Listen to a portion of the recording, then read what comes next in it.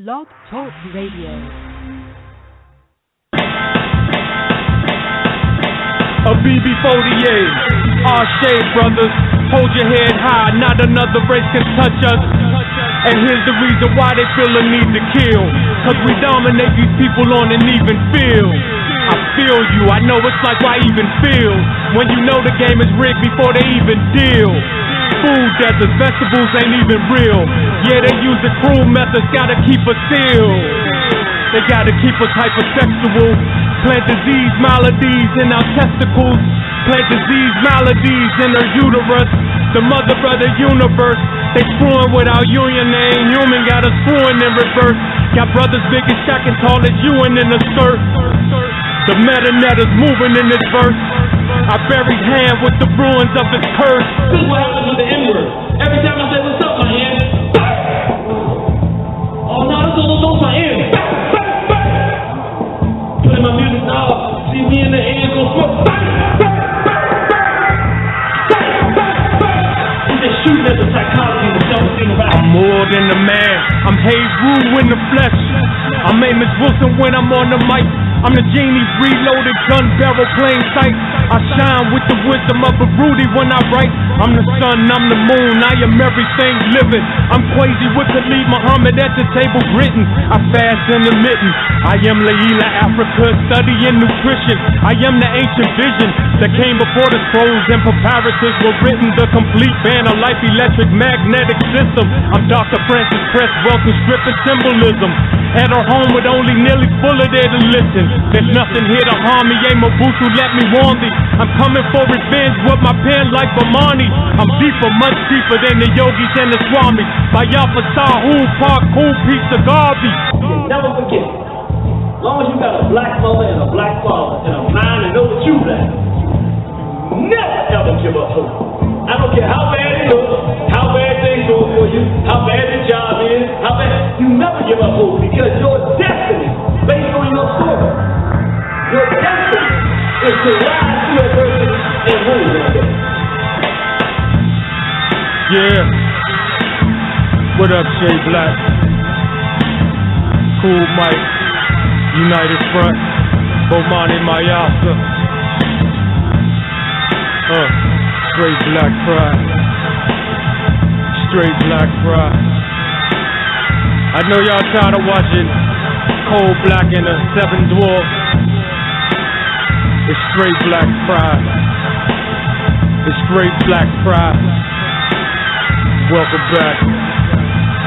Ning Kepra to Hootie Made. Yeah. Straight black pride.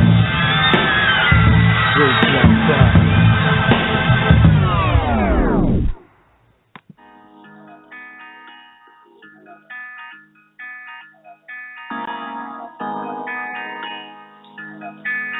So, here's my question. That's a loaded question. Loaded. I know I'm asking a loaded question. Everybody's upset in here now.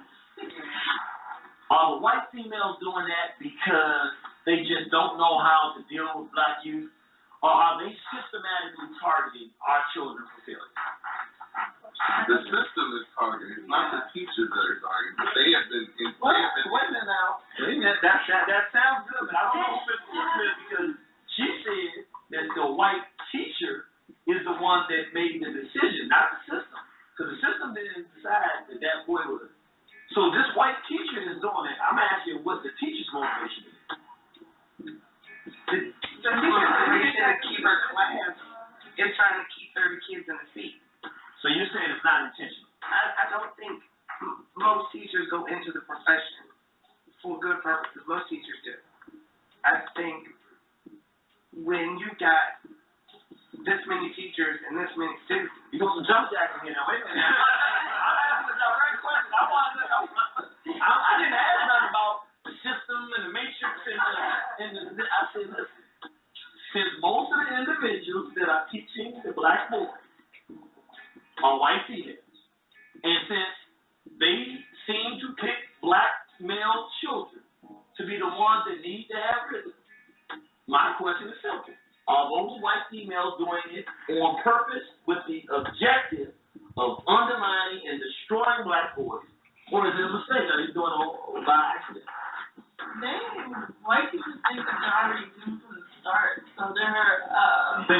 already do?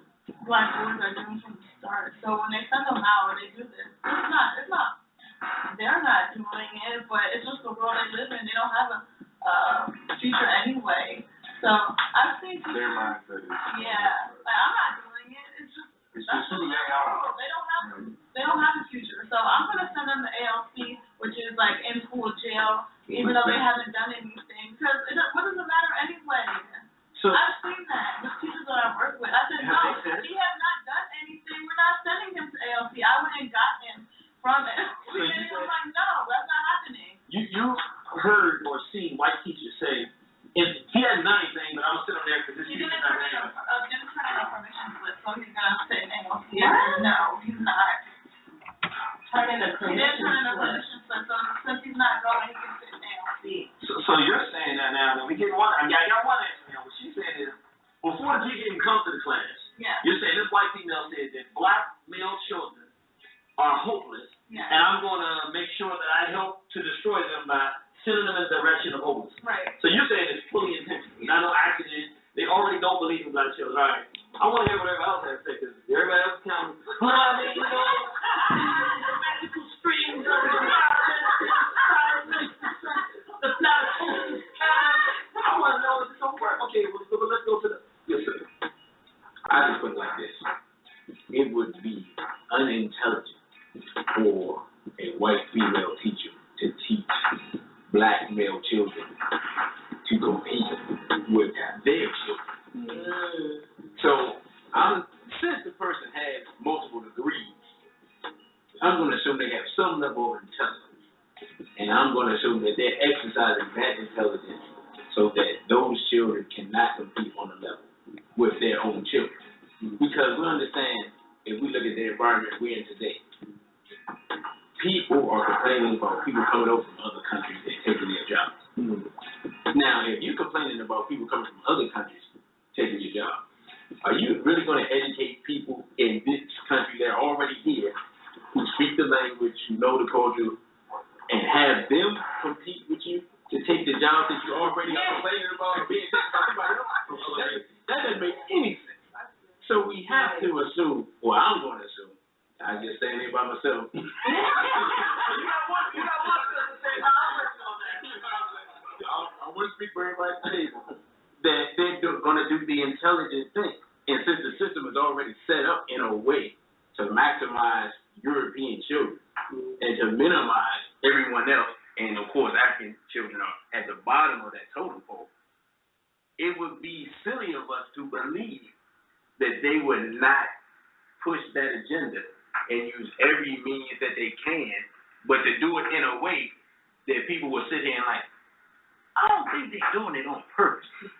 One thing that happens to black people while we're in the condition we're in is we always find a way to try to make an excuse. Man, it ain't all white people. But George Zimmerman not really white, he's Hispanic. Or, well, you know, the boy that shot up the 9 people, I mean, you know, he was just crazy. Oh, well, he hated black people, but not all white people hate black people. Or the people that drugged James Byrd behind the truck, you know, they was drunk. I mean, we always come up with an excuse, but you notice that when other people do things, all black people are guilty. Michelle Alexander wrote this book, The New Jim Crow, and it has a lot to do with the language that we're talking about and that the education system is subject to as well. I just wanted to read something out of here that might be. My ancestors woke me up this morning. They say, son, you do know what time it is, don't you? I said, what time is that? They said it's war time. So welcome to the war front, brothers and sisters. Glad that we could be with you again tonight, this Monday, November 2nd, 2015, year of the white race. We're working to bring their rule on planet Earth to an end as soon as practicable. You were just listening to the brand new, made for YouTube, made for Facebook documentary, Black Exodus. Black Exodus is about basically about brothers and sisters making the decision to pull our children out of the public school system and find alternative ways to educate our children. And it's a collaborative effort straight black pride and African unification. And I think that brothers and sisters, when you check it out, you're going to really, really enjoy it. It's full of thoughtful information. We had brothers and sisters, just average, everyday brothers and sisters, out here working hard, doing well for their people. I mean, very intelligent brothers and sisters. But, everyday brothers and sisters talking about the issues confronting our people. And let me just tell you, it was very, very eye-opening. I don't think a person who's not in the school system could possibly look at this. It's about an hour and 15 minutes. There's no way you could look at this and not learn something and not find out something that you would be maybe not glad to hear, but appreciate getting the information. The information is just a whole nother level of information, brothers and sisters. Something that I think you're going to really enjoy, and it's going to be out in a couple of weeks, so we'll let you know. Again, it's going to be on the Straight Black Pride Movement, YouTube page, and then we're going to, tie it right into Facebook and everywhere else so that people can get a chance to watch it. And we really think that people are really, really, really going to enjoy it. It's extremely thought-provoking. It's extremely eye-opening. It's extremely interactive. And we're very, very confident you're going to appreciate it. This is November 2nd, 2015, and just so brothers and sisters know, we have not, you're not talking about Russia and the United States sending,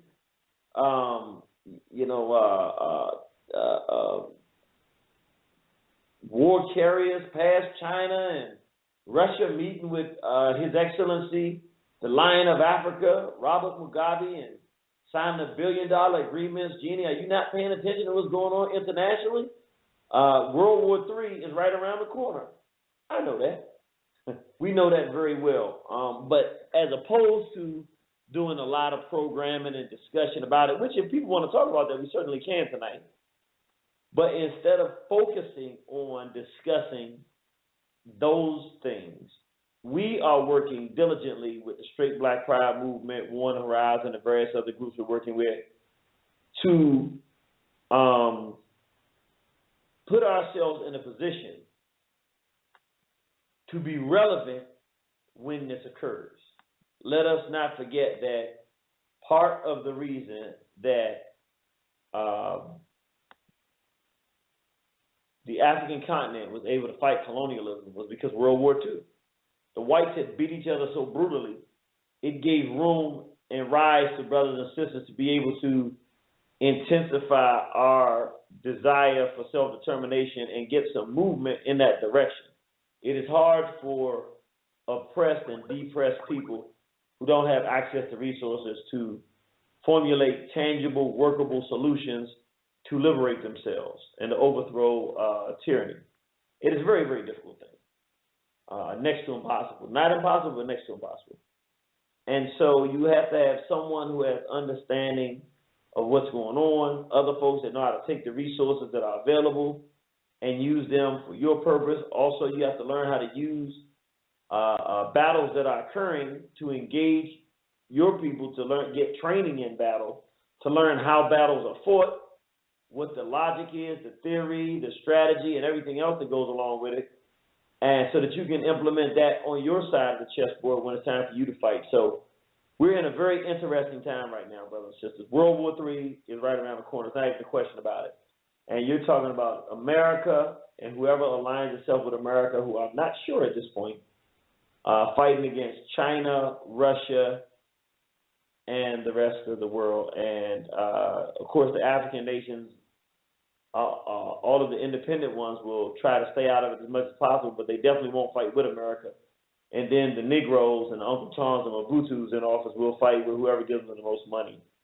So, it's time for us as African people worldwide to put ourselves in a relevant position to strike for our own freedom. And I think the best way to do it would be quietly, so that the whites can spend their energy and Asians fighting and terrorizing one another. And the only level I see our involvement is as ground troops in battle, so that we can get training for these battles, so that we can then come back and defend our own interests and put all of them out of our African nations and African environments worldwide. But at any rate, while they're doing what they're doing, I think we need to quietly, it'll be loud to us, but quietly to them, build our own infrastructure, international nationhood, worldwide African globalization of statehood and nationalism, African nationalism, in a very sophisticated manner. Very doable, very achievable. It takes more imagination and hard work and overcoming the sickness and illness that the Europeans are putting us psychologically to get it done, but it certainly can be done. So that everybody knows, I have been forgetting about the chat room, but I opened up the chat room. So if any brothers and sisters who love being in the chat room and been missing it for the last few weeks, please forgive me, but it's wide open now, so you can come to the chat room. And if you're in the chat room, you might as well chat. So come on in. Tonight I'm not going to do a long song and dance, long introduction. I'm about to go right to my phone lines very shortly because it's really time that we, this is open lines. And whenever we have these open line programs, usually people have a lot to say and it carries the whole program. Tonight, if we don't have too much to say, then I'm going to go ahead and cut out early. But if it's anything like it normally is, when we open the phone lines, people have something to say, they come in here and they have a lot to say. Let me just give out the announcements of where we're going to be, and then we're going to go right to our phone lines. Play no games, hold nobody else up any longer. Let me tell you, this Friday, that's right, I didn't say next week or 2 months from now, this coming Friday, we are very, very excited. We're looking forward to seeing our brothers and sisters in the Houston area. If you're in Houston, even if you're far away as Dallas or San Antonio, you can make it to Houston. Come on down to Houston. It's going to be the Irritated Genie. And actually, we're going to have 10 panelists. Friday at 6 p.m. at the Shrine of the Black Madonna. We're going to have Brother Louis Ali of the Hot Black Coffee Party. We're going to have Brother Charles White. We're going to have Sister Gloria Roberts. We're going to have Sister Fatima Umrani. We're going to have Brother Warren Houston, an attorney. We're going to have Mama Sonia. She's a JD. We're going to have Brother Reginald Gordon of Operation Outreach for Juvenile Crime Prevention. We're going to have, from the Nation of Islam, Brother Robert Muhammad. We're going to have Sister Sue Johnston. And we're also going to have Paula Moore. And, of course, you're going to have the Irritated Genie. And we're doing a panel discussion, the first annual Black Family Summit. And we're going to be talking about what is needed and what is necessary to fix the black family. And basically, yours truly, the Irritated Genie. I'm going to step to the plate, and it's time for someone to start telling the leaders what they need to do. And so, hey, when the job calls, the job guy answers the phone. And that's me, the job guy. Somebody got to say, hey, look, I know we're all doing our work, but this is the direction we need to go, and that's yours truly. Then on Saturday, November 7th, that's right, this Saturday, we're hitting you back to back. We're doing the Black Family Summit live lecture. Yours truly, the Irritated Genie of Soufeese. Again, at 6 p.m. right there at the Shrine of the Black Madonna. You want to come on out, check it out. It's 5309 Martin Luther King Boulevard, Houston, Texas. You don't want to miss that discussion. We're going to go into a little bit of the feminization of the black male, the destruction of the black family, and how we repair it. Also, we want to let you know, November 14th and 15th, we're going to be in Norfolk, Virginia at the House of Consciousness. Again, that's November 14th and 15th. On the 14th, we're doing a brand new lecture called Possessed. This is not really one for children. We're going to talk about how the European personality, the sick psychopathic demonism of Europeanism, has totally taken control of the mind, body, spirit, and personality of African people. And how at this time in history, we are essentially a bunch of Europeans walking around with black skin, destroying ourselves because of our possession. And we need to do an exorcism to exorcise those Euro demons out of our personality and out of our character, to see who we become and what we become, and to work to go in the opposite direction. Then on a slightly lighter and happier note, on that Sunday, we're going to be right back at the House of Consciousness, both days at 5 p.m. And the next day at 5 p.m., we're going to come out and we're going to talk about the conspiracy to destroy black families and straight black pride. We're going to talk about the straight black pride movement and the conspiracy, countering the conspiracy to destroy black families. So the idea is we see that black families are being destroyed, and it's time for us to undo that and counter what's happening. And that's exactly what we're going to do. We're going to talk about how do we repair our families, how do we put blocks in place to prevent what the Europeans are doing to decompose our race into the condition that we're in now. And we're going to figure out exactly the process we use to fight that. Then we got the big one. That's right, the big one. Like Baba Kwesi, master teacher, say, the big one. We got Saturday, November 21st, 2015 in Atlanta, Georgia. An event you do not want to miss, a straight black pride movement event.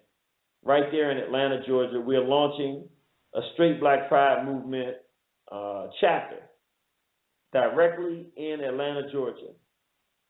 And you don't want to miss it. You can go online to waronthehorizon.com, go to our events page, and you can see the different events that we have up there listed. Again, it's going to be from 5 p.m. To 10. So you want to come on out at 5 p.m. You're going to get, you're going to have Baba Barudi's going to be there, Queen Jashira, who just got married. Congratulations, my sister. Beautiful wedding pictures. Oh, man, makes me want to go get married again. We're going to have Brother Kaba Soul singing in the house, Brother Tag, Brother King Simon, Sister Keisha from New York. We're going to have the whole Street Black Pride team and squadron in the house organizing and launching a chapter in Atlanta to do something in Atlanta that desperately needs to be done, which is bring sanity back to the black family. So this is just a few events. And then, of course, in December, we're going to be up in New York, King Simon's event. And then we're also going to be in California, San Bernardino, December 12th, 2015. We'll have a flyer out soon, and we'll let you know exactly what all the details are. But y'all been asking for us to come on the West Coast. Now we on our way to West Side. So I don't want to hear nobody complaining about, Genie, you do all this talking, but you scared to come out to the West Side? We're not scared. We getting prepared. We coming out to the West Side. That's right. We coming all the way to the West Side, San Bernardino. Y'all know what it is.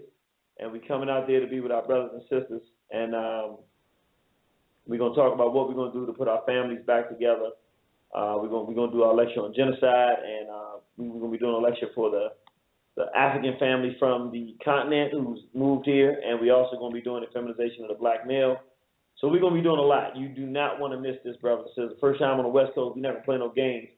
We're going to bring it to them. We're going to bring it to them right to their chest so that they can hear what we're talking about and hear what we can do to save our people. Without any further ado, brothers and sisters, I think it's time now to go to the phone lines. Last week's program, I want to thank all our brothers and sisters out there. Everybody that called and told your story last week. Really appreciate you. That was a serious program. It was very difficult to hear such pain and insanity from our own people against our own people. However, at the same time, it was therapeutic. Many people have sent emails saying they appreciate it.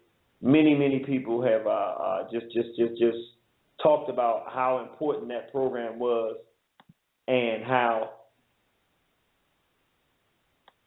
basically we need to do that more frequently than just once. We got to go back to it, and also that we need to devise a strategy and a infrastructure to actually go out and do something about it, because this is something that's destroying black communities, and it's something that we need to tackle and go about the business of trying to correct and doing something about, as opposed to just talking.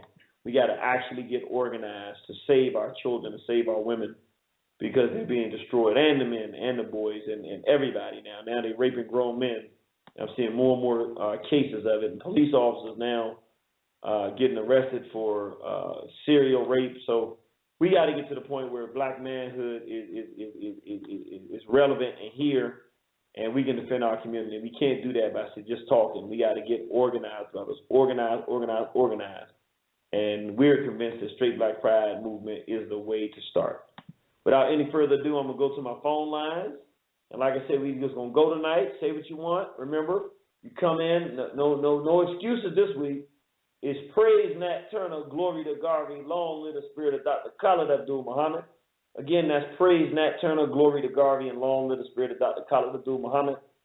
And also, absolutely, positively, under no uncertain terms and no reason, no rationale, no explanation, no excuses, no N-word on this program. Want to let you know as well, on Thursday, either be this Thursday or the Thursday after, we're going to have a brand new program launching. It's the Straight Black Pride Movement group out of New York. And they're going to be having a program on Thursday nights. And I'll be letting you know what time it is through emails and Facebook, so we'll let you know. But on this same network here, we're going to be having more programs coming out, so stay tuned. With that said, I'm going to go to my first call. I'm going to go to Milwaukee. Praise Nat Turner, glory to Garvey, long live the spirit of Dr. Khalid Abdul Muhammad. Praise Nat Turner, glory to Garvey, long live the spirit of Khalid Abdul Muhammad. How you doing, brother? I'm doing fantastic. How about yourself? This is Brother John. Hey, it was something that I went on YouTube, man. It was kind of disturbing, man. And I mean, it was what's that King Noble put out? It was called Dr. Umar Johnson Smashes Irritated Genie, but I don't think it was a smasher. And right. The thing was, I just can't understand how he thinks treatment is going to stop these people. I was in prison 17 years, and it was guys came in and out, and they had treatment. That treatment ain't foolproof. But if you take them, what you call them pedophiles out, that's foolproof. And I don't want to badmouth the brother or nothing like that, but just because he got this agreed from the white man, that don't make him an expert on everything. And that kind of bothered me, and he was real disrespectful and wouldn't let you speak and all that. That kind of bothered me, brother. And I know you probably don't want to speak about it, you know. I mean, hello? I definitely won't badmouth the brother. Let me first say this. Right, of course.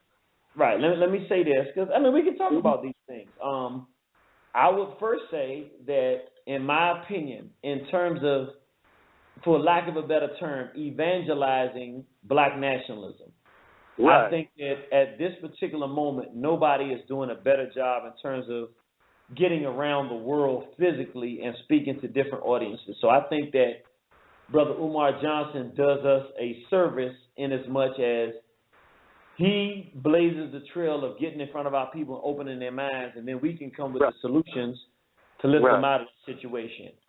With that said, I would say I think it's crazy as hell anybody talking about fixing a damn pedophile. I think it's a ridiculous. I mean, it's not personal to him. I just think it's ridiculous. You don't take a victimizer and then try to make them a victim and then try to. It doesn't make sense to me. I just don't get it. It don't make sense to me. I mean, I can say somebody killed my child. I'm a victim, so I go kill your child, and I'm killing your child because I'm a victim. That don't make sense to me, you know. And I mean, I'm not trying to badmouth the brother, nothing like that, but I mean, I'm with you on that. I don't see no fixing pedophile. I mean, I done seen pedophiles in treatment 4 and 5 times and got out and did it again. But hey, you take that pedophile out, that's foolproof. He never hurt nobody else again. I agree with you, and I think, honestly, that the therapist's answer may be treatment because that's what they do for a living. But the black man answer, the black man that wants to protect his family and children, ain't nobody talking about no therapy when you raping our children. Yeah, my therapy is the bullet. That's right. Yeah. And my wife said, hey, by the way. Tell her I said hello. Yeah, he said hello, baby. And what I need y'all to do, I need y'all to get a precise location on this individual.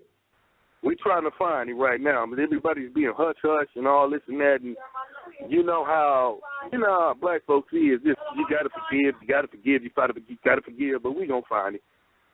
When you find him, let us know. Right now, we plan in the springtime, because I ain't going to lie, I don't like the cold. So spring, yeah. Once spring comes around, you find where he is, and then we will grant. I've talked to some of the brothers, and they said they're there. So we will grant your wife her opportunity to talk to him face to face without any issue of being concerned about the consequences. Right. Yeah. Hey, my wife said thank you, but I would love to show up at his church. I would love to show up at his church, but we might have trouble there. Man, we gonna show up anyway. It don't really matter. We just need you to find us. Okay, brother. Thank you. All right. Thank you. All right, bye. All right. Straight black crap. Great. 5525. Praise Nat Turner. Glory to God. Long live the spirit of Dr. Khalid Abdul Muhammad. Praise Nat Turner. Glory to Garvey. Long live the spirit of the Honorable Khalid Abdul Muhammad. And peace to the general of the Straight Black Pride Movement, General Irritated Genie. What's up, brother? This is Boxy Tunkamini from Jackson. Tinkamini, man, it was a pleasure meeting you, brother. Long time talk to you. Took a long time to meet you, but I was happy when I did. Oh yeah, brother, man. It was quite an honor, man. I was in the spirit of the ancestors, man. You know, you being greeted by your prison and your warriors out there. Yes, sir. Yes, sir. So you know, for brothers and sisters don't know, Tinkamini has been a listener and supporter of One Horizon Radio for, I don't know, maybe 5 years, close to when we began.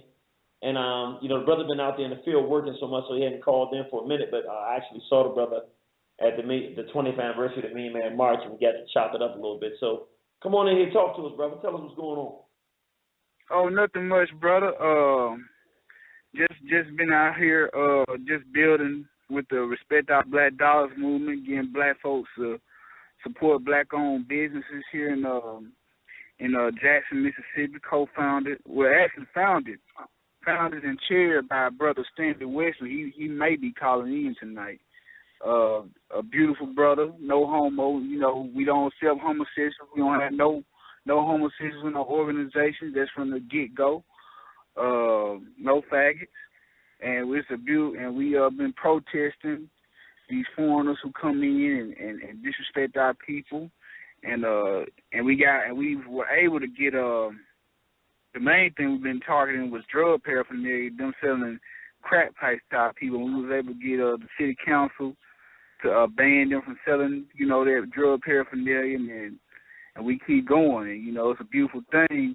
And matter of fact, not to change subjects, one of our members who've always, you know, been a follower of yours, but never just had the time to contact you, he want to start a Straight Black Pride chapter in Jackson, in Mississippi, because there's a lot of pedophiles, trannies, all kind of disease, degenerates, you know, popping up around this area.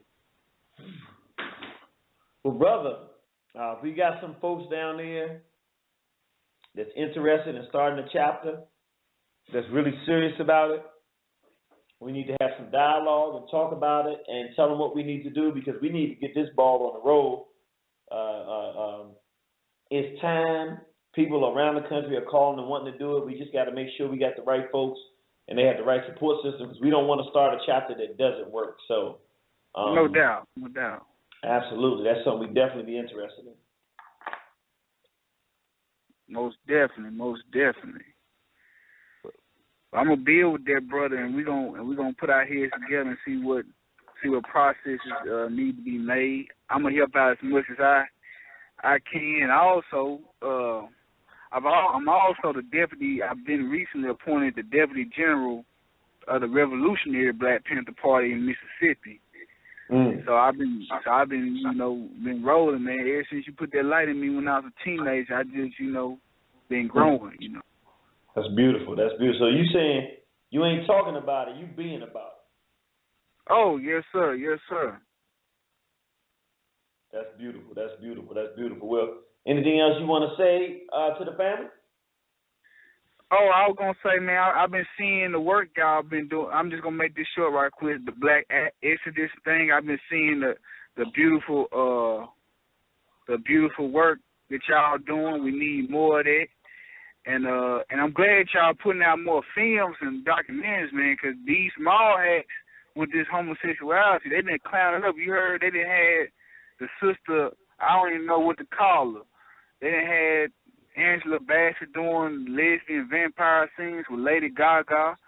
Then they came out this movie about our brothers and sisters in Africa with the child soldier phenomenon, where you got Idris Elba character raping a child soldier, but they don't show it, but it's implied that he's having a homosexual relationship with these young boys and making them go out and kill, maim, and whatnot. And it's just been inspiring crazy, and I'm glad that you guys are really taking the media about it, because we need that alternative media. But I'm gonna cut it short and let you go ahead and flow, General. Whoa! You can't do that. Throw that on me and bounce. Wait a minute. I know about Angela Bassett playing the vampire movie where she's licking on Lady Gaga's, licking blood off her chest and playing in a lesbian love scene with Lady Gaga. So that's a fact. I've seen that. I actually heard her do an interview about it and she did something about, and me enjoying how Lady Gaga tastes or something like that. I mean, some ridiculously sexually degenerate, freakish, demonistic thing she said. But Idris Elba is playing in a movie where his character is implied that he's a rapist of little boys. Yes, sir. It's called Beast of. I don't want to advertise for this guard, but the movie is Beast of No Nation. It's not it's on Netflix, and basically in the movie it's about child soldiers in Liberia or Ghana. I haven't seen it, but I just read the reviews on it. It's in a West African nation, and basically the main character, the child soldier character, his village is killed, is murdered by some rebels, freedom fighters, and he runs into Idris Elba and his band of rebels of freedom. I don't even want to call them freedom fighters because of the fusion they was in. I just call them hooligans.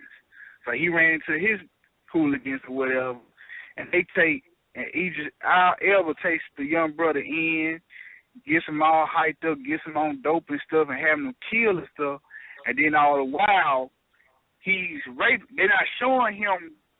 It's like one of, back in the old days. I know you remember back in the old days when it'll be a sex scene where a man and woman, they'll go into a room and close the door. You don't see them having sex, but you know it's having sex. Right. And just to make sure that there was real, some legitimacy going on. It's actually based on a book written by one of those Harvard-educated whitewashed, one of our whitewashed African brothers who come over here and get in with these white folks. He wrote the book, and in the book it details, and it made me think about the rape when you were talking about how the UN was training and NATO was training those Mobutu, those race traders over there in Africa to rape men. And he was saying that's why he not because of what you said, but he was showing in the book was explicitly detailing the rape that was going on. So it was Idris album is implicitly raping child soldiers in that movie. Oh man. Oh boy. Okay.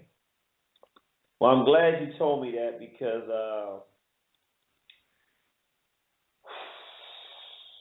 wow, that's just I'm not trying to over exaggerate, but it's a little bit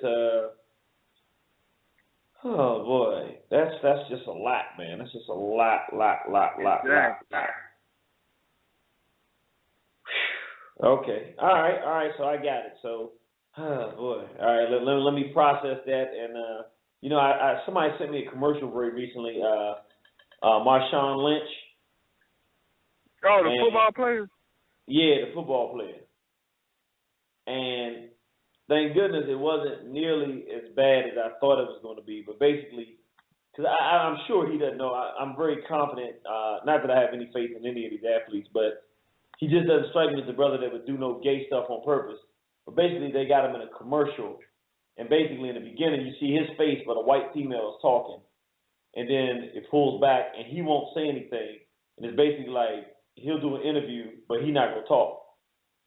But it has a female speaking while he's talking. So, of course, that's that whole transy, weird sexual degeneracy thing psychologically. but man, it didn't have him acting like a female. That's the only thing I can say. I'm sure in his mind he wouldn't put the two together, which made me feel a little bit better. Right.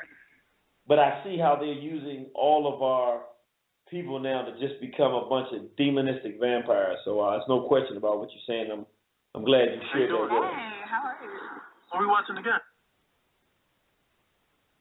Exactly, brother. And what they doing, like, and you prophesized it long ago. They'll find a sister like Angela Bassett who done played Mama Betty Wright and Mama Rosa Parks. Now she pushing 60 years old.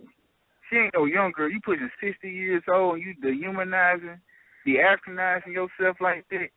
And then Idris Elba, who's been for a while now, been the epitome of black masculinity in Hollywood. Now they got him, you know what I'm saying? And that's why we need more men like you and more queens like your wife to really, you know, be a shining example, man, because it's out of control, you know. Well, I'm glad you said that. You inspired me. I'm going to just play a real quick little clip of this Angela Bassett and at the end of it talking about her thing just so people can hear it. We're not just making this stuff up. Well, brother, it's definitely good hearing from you, brother, and don't be a stranger. Keep doing that hard work. We love you. Straight Black Pride. Straight Black Pride, brother. I'll be calling in more often. Yes, sir. That's our Jackson, We're going to have a chapter in Jackson, Mississippi, Straight Black Pride. You know, when you get down to Mississippi, in Jackson, that's where the real freedom fighters are. Because them crackers down there is real crackers. They're not smiling-faced playground crackers. Them real crackers. Let me play just the end of this interview because I really don't want to play the whole interview. But it's basically Angela Bassett sitting down talking about her weird, degenerate sex scenes with Lady Gaga.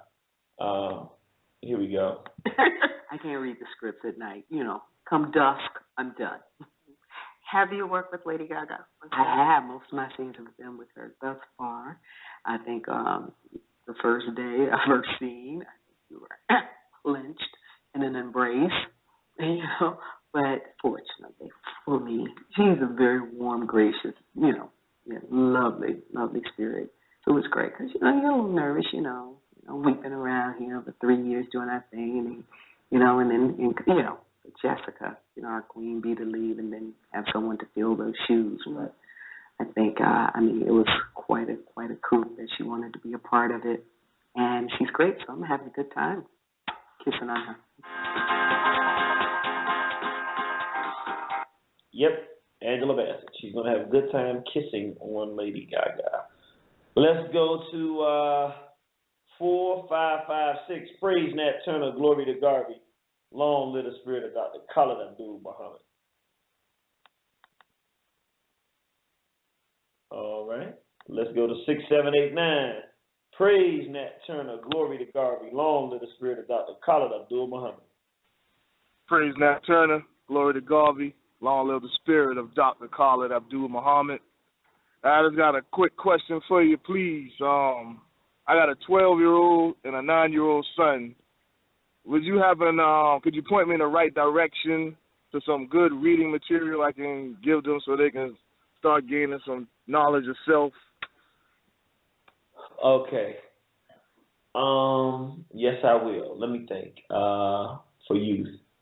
All right, I'm gonna give you 2 books. 9-year-old. He's 9-year-old. Or it can be any book by Black. Okay, let me if you go to I'm gonna give you a website to go check out. Okay. Go author AUTHOR AngelaFreeman.com. And on there, you're going to have a bunch of books. You got Sankofa Superheroes 1 and 2, African Insurrection. You're going to have a lot of books your 9-year-old son's going to like. Basically, he might be a little advanced above them, but he'll love them because they're books about black people and black history in a very, in the fashion for a child. So he'll love those books. For your 12-year-old son, he'll like those books too, but he'll be past that. The books I would suggest for him are 2 books. One is a book by Tony Broder. You know what? No. One is a book by Ashra Kwesi. Let me give you the website. It's kemetnu.com. KEMETNU.com. And the book is called African Builders of Civilization. Let me look and just make sure that I give you the right name of it. So that's one. You go to kemetnu.com and then look DVD and book. Let's see, book. You want to get the book. It's called African Builders of Civilization. Yeah, your 12-year-old son will love that book. And then there's another book. It's by Dr. Malimu Baruti, and let me tell you a website to write down.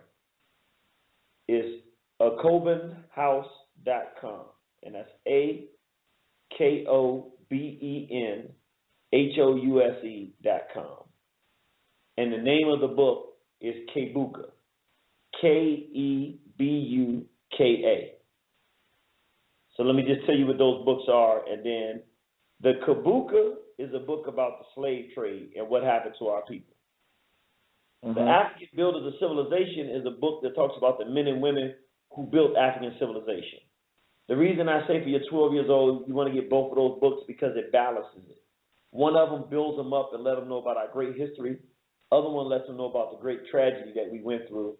So it's a balance. You don't have all sad or all just positive. You have a balanced approach to educating a 12-year-old. All right? Okay. Appreciate that. Yes, sir. Great help, because I've been looking, and our public libraries don't have jack except the basic, Martin Luther King kind of thing. I want something stronger. And let me tell you one more thing that you can get for them that both of them will love. As a matter of fact, all of y'all will love to watch together. As a matter of fact, two things. One is a cartoon that the 9-year-old and the 12-year-old will love. And I watch this cartoon regularly. My children watch it too. It's called the Black Panther animated series. It's only $10. You can get it off of Amazon. It's really, really, really good. It's the Black Panther animated series. And it comes in one package with all 6 episodes. You want to get that Black Panther. They're both like that. And then you want to get The Great and Mighty Walk by Dr. John Henry Clark. Again, Great and Mighty Walk? Yes, sir, The Great and Mighty Walk. Well, it's Great and Mighty Walk. You'll love that. That one is for the whole family. You, your queen, the young people, y'all can all, even grandparents. It's by Dr. John Henry Clark, and everybody that I've ever seen and watched it loves it because it's just a great history, and it's very powerful, and it's something that is really beneficial to black families. I think y'all enjoy that as well. All righty. Appreciate that, brother. Yes, sir. Straight black pride. Street black pride. That's what I'm talking about. The brother say, hey, look, I'm trying to get my soldiers on point, and I just need a little bit of direction where I can get them something that'll be their speed that they'll love. And I might have been caught, on what they call it. I didn't know he was gonna ask that question. It was impromptu, but brother think he did all right with that. What y'all think? Let me go on to 2995. Praise Nat Turner. Glory to God. Long live the spirit of Dr. Khalid Abdul Muhammad. Just elder sister from Philly, listening, Genie, and enjoying the program. Oh, praise Nat Turner. Glory to God. Long live the spirit of Dr. Khalid Abdul Muhammad. My sister just listening. I want to know what happened to this. She said she's from Philly. I wonder if that's my sister Sharon, because I was just thinking about, we were going to, what's his name? Pork Chop. Ray Higgins was being invited by Malifi Asante to come speak in Philadelphia, and we had planned, we even announced that we were going to make sure we shut that down. But what happened, quite frankly, brothers and sisters, we got all of the issues that we've been dealing with Bermuda. We got a big case that's going to have international ramifications.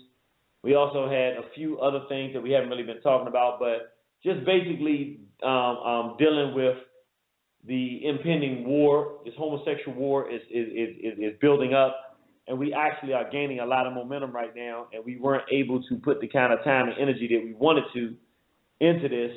So we apologize for the community that we told we were going to do that. But what we need to do, really, we can't be doing every single thing. We've got to start getting brothers and sisters out there who are listeners to get organized, because we cannot let this Mobutu race trader resurface in this African nationalist community. If we allow Ray Hagan to resurface in this community and begin to get an audience with our people, we don't deserve to have a movement, and we should all shut down. We cannot allow open race traders to operate in the context of our community. What he has done, not no one thing. When you add it all together, with the icing on top being him justifying the murder of Mike Brown, he cannot be allowed to come back in our community. And again, we apologize for the situation, but we've just gotten so busy with so many different endeavors and fighting on so many battlefronts that we just didn't have the juice at the moment to do what we wanted to do in that regard for that situation. So we apologize for that, but we will be getting things back together and making sure that we get back on that thing as soon as possible. We're going to need some assistance in that, brothers and sisters. Let me go to anonymous call. Anonymous call. Praise Nat Turner. Glory to God. Belong to the spirit of Dr. Colin Abdul Muhammad. Praise Nat Turner. Glory to God. Belong to the spirit of Dr. Colin Abdul Muhammad. What's going on, bro? Hey, man, just chilling there. Just. I'm recognizing the voice these days. How about that? That's good news, ain't it? Yeah. Did you find that spot you was looking for or not? Yeah. I tried to meet my mom, my wife, my babies. We tried it out. It was okay, man. It was okay. It wasn't Kilimanjaro, but they doing a little something. They trying to get it together. So we ate it. It was good. Oh, okay. A couple of questions. So I don't know if you had a chance to talk about it with the girl getting thrown out of the desk. Seemed like we just get mad at these things. We hope somebody gets fired or prosecuted, and then we just move on and wait for the next video to come out. So what's the next steps after all these things happen? You know what I'm saying? Because it's just outrage. Now nobody's talking about it. It's over with. The guy will probably, work somewhere else, and, I'm going to say it like this. The reality of the situation is there are no words that are going to suffice with stopping the police murder of black people. We saw what it took in California with the Black Panther Party for it to stop. And unfortunately, we've allowed it to get worse than it was back then to some degree. Now they can murder us publicly and put it on TV and we can watch it, and we become desensitized to them murdering us. It's going to take a complete level of absolute venomous outrage on behalf of black men in a very unapologetic, serious, and unforgettable manner with consistency and effectiveness that's going to make them backtrack, because they're already planning a mass reincarceration, extermination campaign for our people here in this country. They already have it in the plans. It's what they plan to do. It's what they've been organizing and strategizing to do. And so it really just depends on us. Are we going to allow them to do it or not? It's just that simple. And at this point, we've let it get so far that they're committed to doing it. They're not saying, is it safe anymore? They're like, okay, when are we going to go in? They just question, is it the right time? Is it the right time? And so we're going to have to organize, and quite frankly, we're going to have to deliver a message to the police that's so loud and clear and consistent and deliberate and permanent that it makes them recalculate the severity of such a move of black extermination. Ain't no easy way to deal with this. There's no simple way, which is why, if people want to know why we haven't been talking about the police brutality so much, 2 years ago, I believe it was, we were doing a bunch of programs talking about the murder and systematic murder of black people and how it was going to become an everyday occurrence. I don't know if you were listening during that time. It was during the Trayvon Martin situation right before that, and then when that happened. And one of the things we said is that it's going to get so bad that we're not going to be able to keep up with the stories. And so we're at that point. And what we've committed to doing is saying, okay, let's build our movement, Straight Black Pride. Because trying to put out every fire at this point is not possible. If we don't have a proactive movement that takes our own direction into, we take control of our own destiny, in which case we create a unification and a platform that if they step on that, now we have a grounds of going in. Without a collective, unified platform and basis for collective, organized resistance, really, we're just a bunch of victims going around complaining about our victimization. I hate to say that, but I'm being honest. And War on the Horizon is great for telling people what the problems are and warning our people and telling our people to get prepared. But once you're prepared, the question then becomes, what do you do? And what do you do is called Straight Black Pride.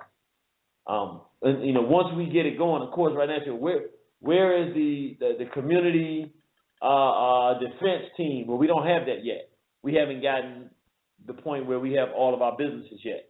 But the idea is you take one step at a time. And the first step is to say, we're not organizing with homosexuals to fight police brutality. We're not organizing with pedophiles. In fact, we're going to clean up our community. And then we're going to have some clean people to stand up and protect this community. We're going to make more children, more families, and more of a future for our people. So it's a long answer, but that's my answer to the question. Okay. On another note, a totally different story. There was a story about a week or two ago. There was this restaurant called Cottage Grill. You ever heard of that? Cottage Grill. No. Yeah, well, basically, oh man, there's this white lady. Her family's owned, I guess, the restaurant for like over 100 years. It started in San Francisco, a white lady, and she ended up marrying. You remember Gene Upshaw? I think he was like a football player. He used to be like the NFL Players Association representative or something. Yeah, I remember Gene Upshaw. Yeah, I think she married him, and her family disowned her. Wait a minute, this is a black woman? No, this is a white lady. Oh, and Gene Upshaw was white too. No, he was black. Okay, he was black. Okay, I remember. Okay, yeah, you're right. Okay. Yeah, he was black, and she married him, and her family disowned her. And basically, they had this story in the Washington Post about her about a week or two ago, and they were like, basically, they was all right with black people, but they weren't with the whole marriage thing. Her brothers don't talk to her. Her parents don't talk to her. I think she went to somebody's funeral, and they didn't speak to her or whatever. And basically, they just have their codes where, they punish people when they get out of line.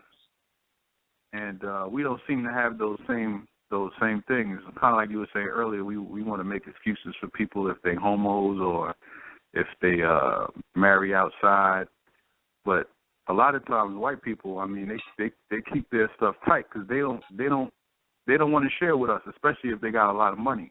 You know what I'm saying? They don't want those inheritances going into black hands or what have you. You know what I'm saying? It's like a disgrace for them for their daughter to be with this dude, even though he was a famous football player. You know what I'm saying? And they haven't softened over time, because I think she might have married the guy in like the early 80s, and she's still excommunicated from that family. And see, this is the reason that they're doing a better job of preserving their race than we are. Like you said, they have punishments for and punitive measures for race traitors, but they have a definition for racial treason. For us, we teach our children to be race traitors. Hence, we can't call racial treason because it's what we teach. So we go into the church with the white Jesus and the white ideology that tells us to love white folks. And we tell our children not to care about color, which basically tells them that their color doesn't matter and that being a race traitor is a beneficial good thing. Because quite frankly, if you're black and you don't care about color, then why would you say that to your children? The logic is, well, if you're telling me not to care about color, obviously, since I'm black, you're telling me don't marry a black person. Go get somebody else. So we teach racial treason, so then we have a difficult time collectively taking a position against that which we so desperately seek. We wish we could be. We wish we could be white. We wish we could be like the white Jesus. We wish we could demelanize ourselves. And that's why we run out for the lightest person in our community, not because we love them, and not because you got a lot of strong, my whole family's light-skinned, good people.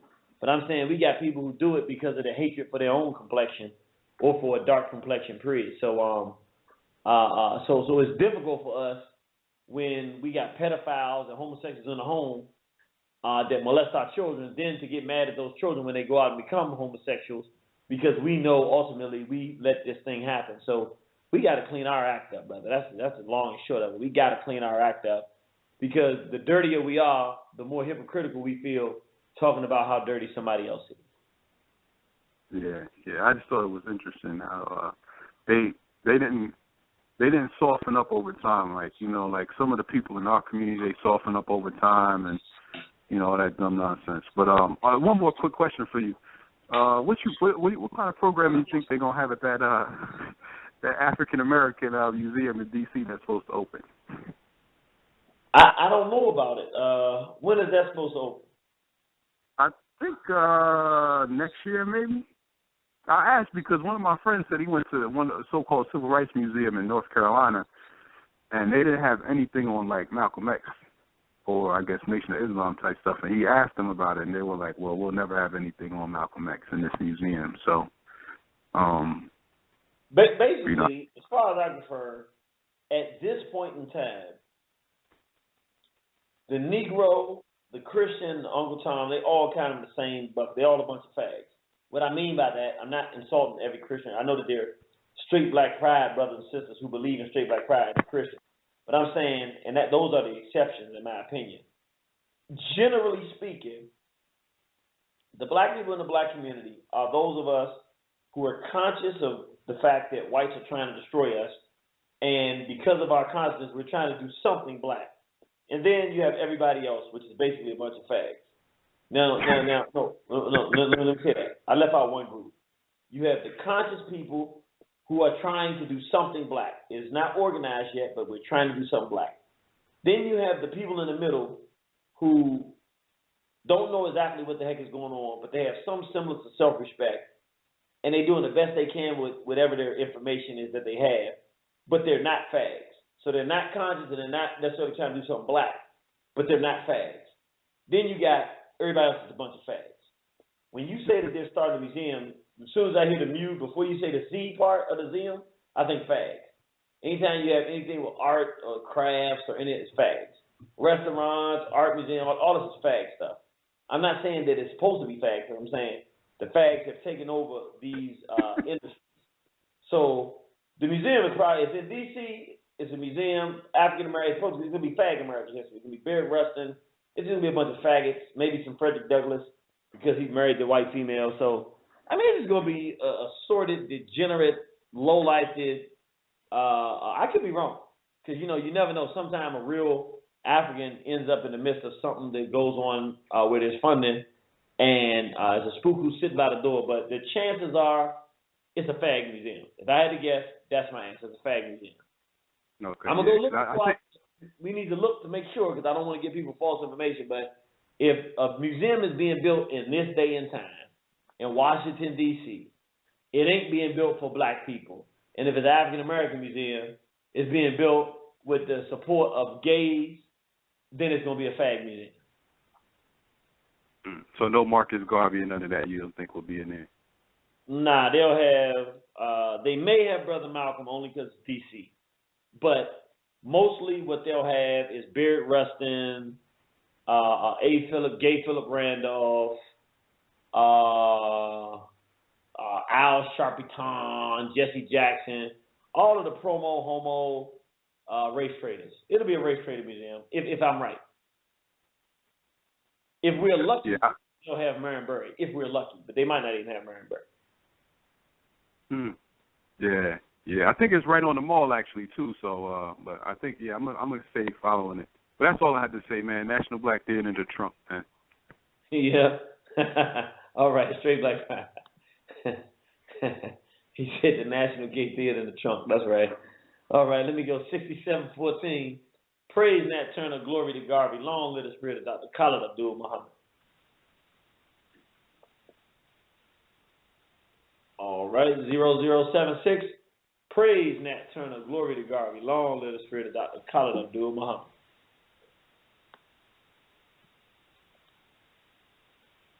All right. 9315. Praise Nat Turner, glory to Garvey. Long live Khalid Abdul Muhammad. Yes, listen. All right. 7823. Praise Nat Turner, glory to Garvey. Long live the spirit of Dr. Khalid Abdul Muhammad. Praise Nat Turner, glory to Garvey, and long live the spirit of Khalid Abdul Muhammad. Black power to you, brother. All right, Black Power. How you feeling? I'm good. This is your brother Knowledge Born, host of Do Knowledge Radio. Oh, how you doing, my brother? Hey, it's striving to build more men like you. You know what I'm saying? Out here working. Yes, sir. Yes, sir. Yes, sir. Glad to have you on the program. Is this your first time calling? Yeah, this is the first time calling. All right, fantastic, fantastic, man. So tell us what it's like over there on the West Coast, over there in Seattle, man. What's going on out there? Hey, we're organizing. We're working together with a couple of different organizations. The Seattle Tacoma New Black Panther Party chapter is up and active. They're out there doing work. We got the African Revolutionary Party out here. We got the Black History Reformation Council. So we out here working together with the small population of black people who don't love white people, because it's real pseudo love out here when it comes to us against this beast, this wicked devil. So we're galvanizing the minds and working with our future generation to try to eradicate some of this trauma and damage that you were speaking about within the realms of our community. They gentrified this place, re-gentrified this place.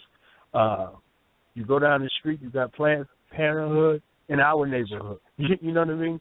And right next to that, you got another police station, followed by another police station, followed by another police station.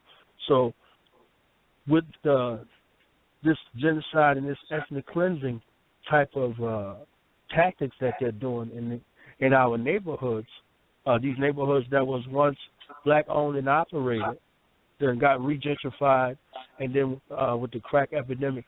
So all of the consciousness has left the community here. So we're striving to bring it back, one brother and sister at a time, however we can help. So we've been organizing in that regard to speak black love, black power, straight black pride, all of that back into the youth. So if it's a opportunity that's short-lived with us, it could be continued on within our future generations. So I definitely have a lot of love, honor, and respect. And you said the West Coast, and you flying over us to California. We would appreciate you out here in Seattle, Tacoma area. That's a shameless promotion right there. You know what? If y'all call us up, send us an email, somebody set it up and invite us out, we would love to come out to talk to our brothers and sisters in Seattle, my brother. All right, respect. Also, I spoke with the brother Shay Black, so we looking forward to having yourself and Shay Black on the 29th of this month. So we waiting for that great day with our small platform, Do Knowledge Radio. We want to make sure that the giants and the greats and the warriors, the heroes and the sheroes for our people are pushed into the forefront, so our family is acquainted. They made campaigns to make sure that we didn't know who Nat Turner was, who Denmark Vesey was, who Harriet Tubman was. They gave us a few token Negroes and 2 or 3 pages of slavery in the history books. So systematically, and now look, that was back then. So now look now, slavery was good for the population. All of this, they're teaching this shit in academia. Excuse my language. They're teaching this in academia as fact. So we are not engaging our children, then they're going to be walking around with this European mind history, arguing with you about whether it's okay, it's an option to be a man. What kind of society are we living in? Well, you got an option. There's an option. You got an option to be a man. You got an option whether or not you want a black woman or you want to have a black child. What is that? Where are we? You know what I mean? Where are we at in the society where you got a fucking choice to be a black man or a black woman? So you think it's too hard to be a black man, so you want to try to be a black woman as if that's going to help you out. So the extermination of the black man, woman, and child has been this way ever since we've been in the hells of this place right here. And we've been under this wicked rule, the so-called dominant culture. So all this stuff we wasting a lot of time and energy on these things, but we looking, like you were saying, brother, focus on what's in front of us. And if we don't fix it, we're gonna have a bunch of fried head, biracial, white demon children running around here. Woo! We can have it. So we got the opportunity right now. We're in the midst of three generations: our elders, our generation, and the future generation right now to stand the fuck up and be men, black men. And if you don't know what a black man is, go get trained by a black man. So when you come back, you'll be a black man. And the same for the black woman. If you don't know how to be a black woman, and you don't know how to be a black mother or a black wife, go get trained by some black women and come back. So we, as men and women, come together and save our children. The thing we could be right now is an example of what a man is. What a woman is. You know what I'm saying? What a black man, black woman. You know what I'm saying? I'm saying man and woman, but you already understand what I'm saying, because I don't give a damn about nobody else on the planet. Nobody else gives a damn about us. That's right. You have no friends. Yeah, that's true. you have no friends. So we running around under everybody's causes, and we got all of these movements, and all of these movements are allowing other people to come in and infiltrate. You got a movement, you got an organization, and then all of a sudden you got some damn Chinese or whoever the hell it is running around like they give a damn about you tomorrow. Let me ask you a question. Are you on our Facebook page? I am. You are Facebook friend. Good. Make sure that the week before and all during the week leading up to that program that you market that and put it on our Facebook page, because we want to get as many people as possible, our listeners and others, because I don't think that anybody's ever heard myself and Shay Black do a radio interview. I don't know if that, this might be a first time ever. If it's not, I can't remember when we did, but I want to make sure we get maximum listenership for it. So make sure you keep advertising it on our Facebook page so we can let people know. All right, brother? Most definitely. Most definitely. All right, brother. We appreciate the call. It's been strong, brother. And don't be a stranger, brother. Keep doing what you're doing with your radio station. Tell people the time that you do your radio station and where they can find you again. We have two things. It's a website. It's www.duknowledgeradio.com. You can see all of our past shows, but also you can go to Blog Talk, www.blogtalk.com/Do the Knowledge Radio. That's DOTHAKNOWLEDGE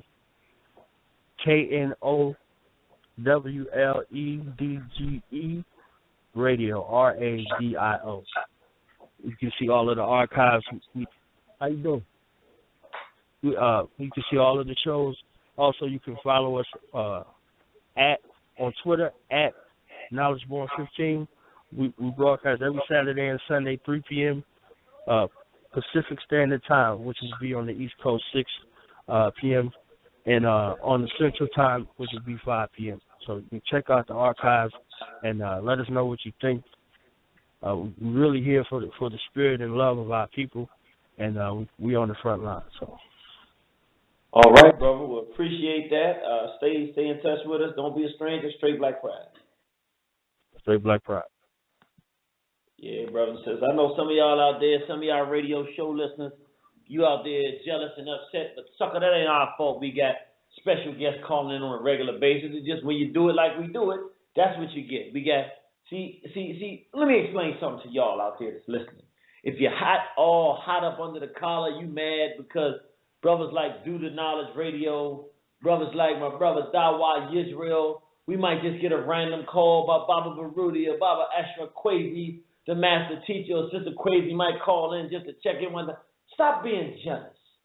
Are you straight? This is my commercial for the haters. Are you straight? Are you a black man who sees a black woman walking by and still gets that feeling of my? Or are you a sister who, when you see a brother go by, says, that's a handsome brother?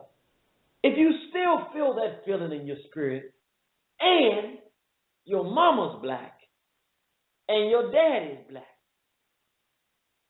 and you got an inkling of pride about the fact that you're a black person, you may just qualify for the straight black pride movement. And once you do, you too might have special guests calling in on random open line radio station time because they straight, they black, and they proud. And that's something that calls all of us to the plate at the same place, the same time on Monday night, 7 to 10 Eastern Standard Time, Warner Horizon. You gotta love it. 7815, praise Nat Turner, glory to Garvey. Long live the spirit of Dr. Khalid Abdul Muhammad. Anonymous call, praise Nat Turner, glory to Garvey. Long live the spirit of Dr. Khalid Abdul Muhammad.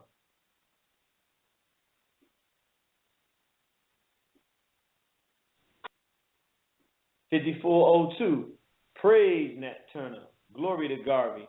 Long live the spirit of Dr. Khalid Abdul Muhammad.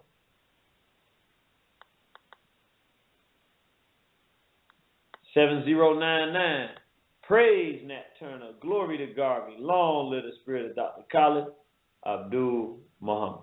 Cincinnati, praise Nat Turner, glory to Garvey. Long live the spirit of Dr. Khalid Abdul Muhammad.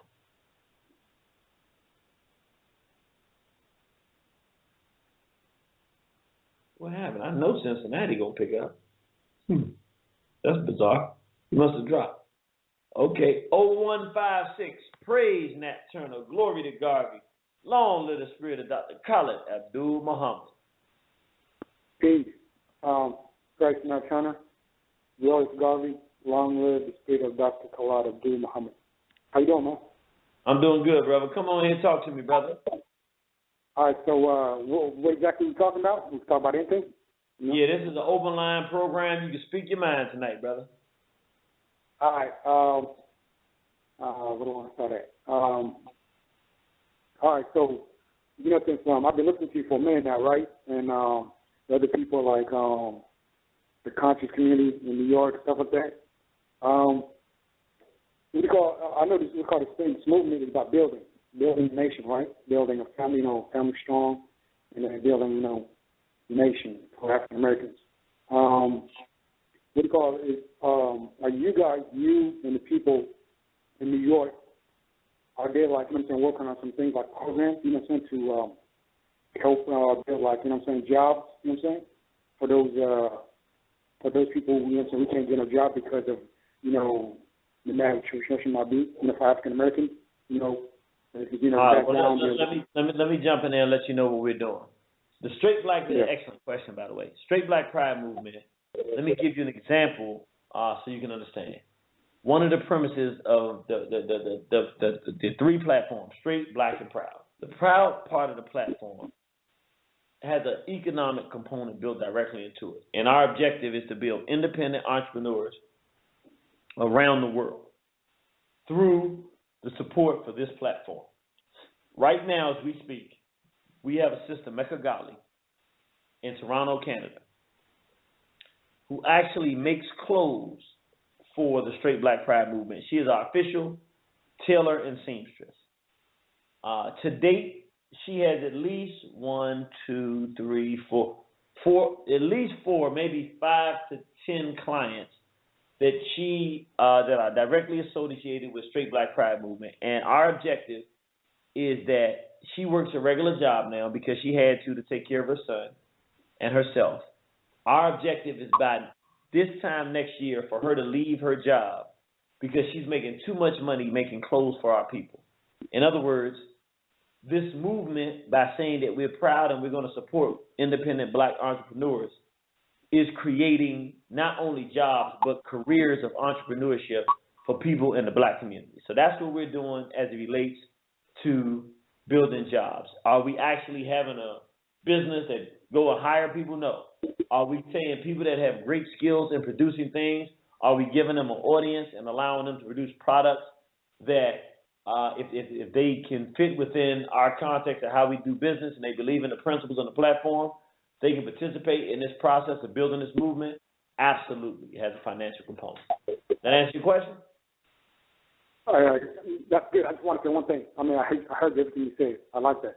Last thing I want to say is different. I'm going to make it short, very short. I was just following through Facebook, what they call about Zimbabwe, what's his name, Mugabe, the president, the leader of that. Robert Mugabe. Yeah. Are these people, my brothers and sisters here, African Americans, are they working, in your, institution, the movement that you're doing? Are people connecting with the motherland, which is, to build something, which is, to make trade, where they can go over there, people live over there, they can even, start their own business, so they can make it more easier, instead of depending on a white man, those kind of things. Are you guys doing that? Because he said every African American, they can come through, so are people moving out there, to those listeners out there, are they taking the next step, instead of just sitting here and just depending on one thing? I mean, it's best to operate in many ways, so are people going back to Africa, That's my question. I mean, he said he work on everybody. That's what he said. So are people thinking about that, Because there's a lot of white people. There's a lot of white people living. There's a lot of what Africa's looking for, quite frankly, is not just random everyday black people that'll go looking for a job. But what Africa's looking for is skilled black people that can help make Africa a better continent and lift itself to become a progressive continent. And there are black people in America that have skills and that are repatriated to the African continent. But in that process, there are a lot of different considerations in terms of infrastructure, in terms of competencies, in terms of corruption, and various other things that people have to deal with. But in short, yes, there are people who are repatriating to the continent. All right, brother? All right, man. All right. Well, appreciate the call, brother. Straight Black Pride. Straight Black Pride. Brother say, look here, don't be doing all this talking. If ain't nobody going to go back to Africa and go back and support the motherland, then this is a bunch of BS. But no, brother, people are doing it. And it's happening slowly but surely. And excellent questions, actually. two excellent questions. Because we talking about the Straight Black Pride movement, but the brother's question is basically, hey, where's the money? Straight Black Pride, yeah, I'm happy, all that's great, but if I can't feed my family off of it, I can't sustain it. I can't continue it. And he's correct. We got to attach $1 to whatever our beliefs are, or else we'll stop believing in that because we'll be hungry. So let's go to 5066. Praise Nat Turner. Glory to Garvey. Long live the spirit of Dr. Khalid Abdul Muhammad. Praise Nat Turner. Glory to Garvey. Long live the spirit of Khalid Abdul Muhammad. Good evening, brother. How you doing, sir? I'm good. Okay, I had a question. I would like to get your view on a black person dating or in a relationship with another black person that has a biracial child. Child by a white person. What would be your views on that? Oh, man, that's, woo! Let me ask you this. Is the person that's dating someone, either party, conscious? Yes. The one that doesn't have the biracial child, yes. That person is conscious. Okay. Then this would be the question. Does the person that has the biracial child see having the biracial child as a mistake that they made based on the race? Or are they just saying, I'm not with the mother anymore, but they don't see a problem with the fact that they made that decision in the past? Yeah, they don't see a problem with it. They sometimes talk like they feel bad about having the child with the person because they were just, caught up in how it is out here, But And, nothing about the race. It's more about it was a bad move in terms of the person, but nothing about the racial decision. Not the racial decision, right? Okay, then I would say it's a bad move, and I'm gonna tell you why I say it's a bad move. If the person was like, man, I'm conscious now. I understand that whites pose a great threat to black people. I wish I hadn't done this, but I love my child. I'm going to take care of my child. I love him, but I'll never be with a European again, and it was a wrong move. Then you have the consciousness to some degree, you can be, quote, unquote, equally yoked, for lack of a better term. But when you have someone that doesn't see an issue with the interracial aspect of what they've done, then the conscious partner who does see an issue with that is going to have a different, you're not equally yoked, and it doesn't have anything to do with what they did yesterday. But since they don't feel that interracially dating and producing a child under those circumstances was the wrong thing to do, since they feel no shame about it, since they don't think it was the wrong thing, it means that their consciousness is going to lock and butt heads with that person that's with them at some point. Obviously, obviously, in order for them to still be together, the person has never raised the fact that they think that interracial dating and sex is wrong. Am I correct? Right. Right. Well, they haven't done that for a reason, because that person wouldn't take that well, which means there's an elephant in the room. And the elephant is not necessarily, from my perspective, from the conscious person's perspective, it's like you lay with this devil and produce a baby, bad move, and now you don't even feel bad about it. So the elephant in the room is that you're not really on our side. But the real elephant in the room is that there's a person that's conscious in this relationship who may like the individual as a person, but who has a serious and relevant difference of opinion with them as it relates to laying down with a European and producing a child. And since that person is not comfortable in telling that person that, what it means is they already know that there could be a contentious moment when they bring the fact up that they don't believe in interracial dating. Because ultimately, what that person going to say with it, that means you don't believe in my child. And if you don't like my child, then we can't be together. Mm-hmm. So, in my opinion, it's a doomed situation. It's a doomed situation because you essentially saying put an integrationist together with a person that doesn't believe in integration, and that's a recipe for disaster. Even though sometimes you meet a person who may be a Negro, who may be promosexual, but otherwise may have outstanding character. You may meet a man, he's honest, he's dignified. This man may be a great guy, but he has an interracial child. He don't see nothing wrong with that. Well, even though his characteristics are great, the fact that we live in the world we live in, and he doesn't understand how bad a move it is to be with the enemy, means that anytime black and white issues come up, he's going to have some form of defense for the European because he made a baby with one. Yeah, you're right. So he's sleeping with the enemy. He's produced with the enemy and hasn't repented. And that's an appetite for disaster. I'm going to be honest. It's one of those things I would say, now I'm talking real talk. I'm talking adult talk here. I'm not talking what the standard African nationalist right thing to do is. I'm talking real talk when I give you this answer. If it is a relationship where there are benefits to the relationship that you enjoy, that a person enjoys. So let's say I'm dating a woman, and she enjoys my company, and I enjoy her company. But one of these major flaws exists.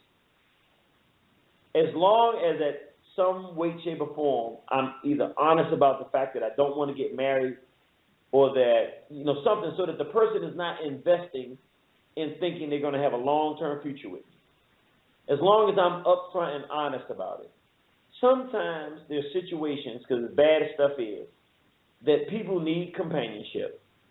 And you can have a limited companionship as long as you're not exploiting anybody and they're aware, or, not that you have to spell everything out, but it needs to be spelled out enough so that they understand that they're not putting false hope in the relationship. They understand the type of relationship it is, and both parties can benefit from the partnership, but you got to know not to fall too hard for this, because this is a recipe for disaster. Yeah. Okay. All right. Well, thank you. That was it. All right, sister. Well, thank you for calling in. Now, brothers and sisters, I know some people sitting out there listening going, dang, that's a serious question. That's why we had these radio airways open like that. We have a lot of choices to make. And the reason I told the sister, I said, the reason I answered the way I did is because the reality of it is, it's hard to find a decent man out here. And sometimes you got to make, you make concessions. But you got to know which concessions you can go all the way with and which concessions you got to say, okay, this is going to be what it is. I'm going to be open about the fact this is what it is, but I can only go so far with this. And somebody with an interracial child or an interracial parent who thinks that it's cool can be a problem. The same question said, what about dating an interracial person? I wouldn't do it simply because of what I do in this world. It would be inconsistent with what I believe in. But would I tell a black person that they're not an African nationalist and racially committed if they did it? No, I wouldn't tell them that. I would say that they better be careful, though, because if that mulatto has not written off their white parent and the white side of the family is not being their family and consider themselves black and doesn't even consider themselves mulatto and doesn't even want to hear that there's white in them, if they're not like that, then you always run the risk of them flip-flopping. And to be honest, that's what mulattoes do. They flip-flop. They do a lot of flip-flopping. So that's just, that's something to consider. But sometimes, I'll be honest, there are brothers who meet a mulatto, and that's the one for them. There's sisters who meet a mulatto, and that's the one for them. And I wouldn't tell them not to do it, because that one is a little less definitive than dating outside your race directly with a white and producing a mulatto. But for a person that's really a race man or race woman, and race first, it's a serious consideration. Let me go to my sister Atiano Westside. Praise Nat Turner, glory to God, belong to the spirit of Dr. Khalid Abdul Muhammad. Praise Nat Turner, glory to God, and long live the spirit of the great Dr. Khalid Abdul Muhammad. Finally, Judy's coming out west. That's right. That's right. Okay. I'm so happy and excited.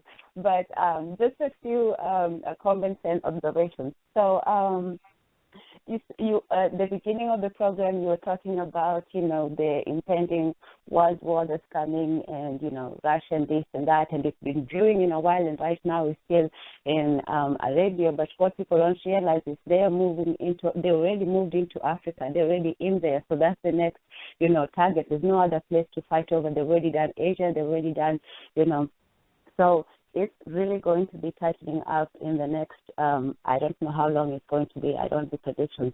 But, this is so serious, and the whole world seems to realize it. Everybody is on edge out there, except, a lot of us people, who are just, some of us realize it, but a great deal of our population doesn't realize, what is coming and how urgent it is. So it's still, wonderful to see that there are people who are fighting. And the other thing I wanted to say was this. People have been talking about, the gay agenda, this, that, and the other. But when you read the gay manifesto, that one that they actually declared war, that thing is not an agenda. That thing is an attack. It's a war. And it's an attack on, society, on morals, on the family, on everything, on children, on men, women, on everybody. That thing is not an agenda. Agenda sounds nice and proper, like they sat down and they had minutes. No. If you actually read the contents of that, any normal person will be horrified. And, Yet, when you speak to our people about, these things that are happening, even when we show them, it's in the media.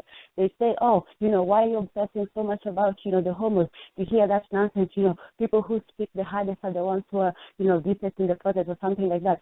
So it's all this nonsense. They actually see the danger, but when you tell them how much danger it is, they're saying that you're overreacting, you're being obsessed. Why are you going attacking them when they don't do anything to you? It's not my business and that sort of thing. But when you show them that this is not us attacking them, we were here originally, whether the family was the unit of society. So it is them who are attacking us. We wouldn't even want to deal with them if we didn't have to. It would be a wonderful world if the word gay did not exist, but they are here. So, you have to make people realize that this is not just, we sat down thinking of how to go and attack them. We were trying to build a family, and they came and started attacking us. It's the white thing all over again. But, and then what I also wanted to say was, I had one of Farrakhan's speeches, and she was talking about how his mother was, she didn't want him to be, or she tried to abort him or something like that because she had some sort of illicit affair with somebody. And then I started to realize how much this the motherhood, men who have mother issues, it's really, really, really serious, because when you look at Bayer, Justin, you look at even Michael Jackson and all that, they have this either absent mothers or mothers who are not. So because and Richard Pryor as well, there was this documentary on Netflix, and they were talking about how his mother and grandmother worked in a brothel, and you see all these horrific things. And then when you see that movie where he was, I didn't see the movie, but the poster is Superman, and Superman is holding him up like he's a woman, like he's Lois Lane. That's the pose that Superman used to lift Lois Lane like a woman. And then when you see Richard Pryor being, held like that on the movie poster, it was so degrading. Well, anyway, so it's just so deep and insidious, and everywhere you're trying to fight all these attacks on different sides, and there's still a lot of people who don't see the danger. So that's all I wanted to say. Sorry. Okay, so you basically saying that you said so much. Now I gotta go around. So let me go to the last thing you said, because I watched that movie and never until you just said it, I can see Superman now flying with Richard Pryor. His hands are holding up like he holds Lois Lane, and Richard Pryor is sitting in his arms there, and I'm sitting thinking. The same thing that Dale Jones said, and it was real deep. He said that, and I never forget this, when I was real young, I read this in Culture Bandits Part 1. When I was real young, I used to love the Fat Boys. And I had this image of these New York brothers, these big fat dudes in New York. These dudes was, they were strong men, they was beatboxing, and I liked them a lot. And I never forget, they did this movie called Disorderlies. And they had some white, like small hat, old, and they was supposed to be taking care of them, and they were acting like buffoons and clowns, and all the respect I had for them was gone. It's like I lost every ounce of respect for them. But I never thought about it until I read Culture Bandits by Dale Jones, and he was saying how the whites take strong male images. I remember Richard Pryor was in some of them Uptown Saturday Night or some of them movies. He was gangster, he's a thorough, strong brother. But then they put him in Superman, and he actually becomes pretty much a female, weak in comparison to the white male, and it begins to psychologically damage the black man and make us feel like we're secondary and feminine when standing next to the Europeans. So that's realistic. That's real, because I'm actually seeing the picture of Richard Pryor like a female flying in his arms, and that's disgusting. And you know what it reminded me of? That old, Christian story about the footsteps, when you're walking in the sand and then a set of things, and then Jesus carrying you in the sand. I mean, I don't care how tired I am, as a man, you don't have a man carrying you in his arms and him going in one set of footprints. Like, drag me or something, don't carry me. Like, so it's like that whole savior complex where you see, the white man. And if the white man is Superman, what is the black man? Is he just a regular man? Even in that time, Superman itself. So, we have all these images of just, that whole black manhood is just constantly under attack. But it's season. And now it's not just black womanhood. This is what I wanted to say about that Angela Bassett thing. I haven't seen it. I try as much as possible not to watch television, but sometimes, you go to people's places. But there was a show I saw randomly, and it had salt and pepper, and they were singing this song. It was a competition for something. And the songs that they chose to pick was some Taylor Swift, white, blonde, girl, pop, something nonsense. And it was jazzing. This, older black women who used to see, singing the shoop and doing all this stuff and all that. I don't say that's role models or something, but, they represented something back then.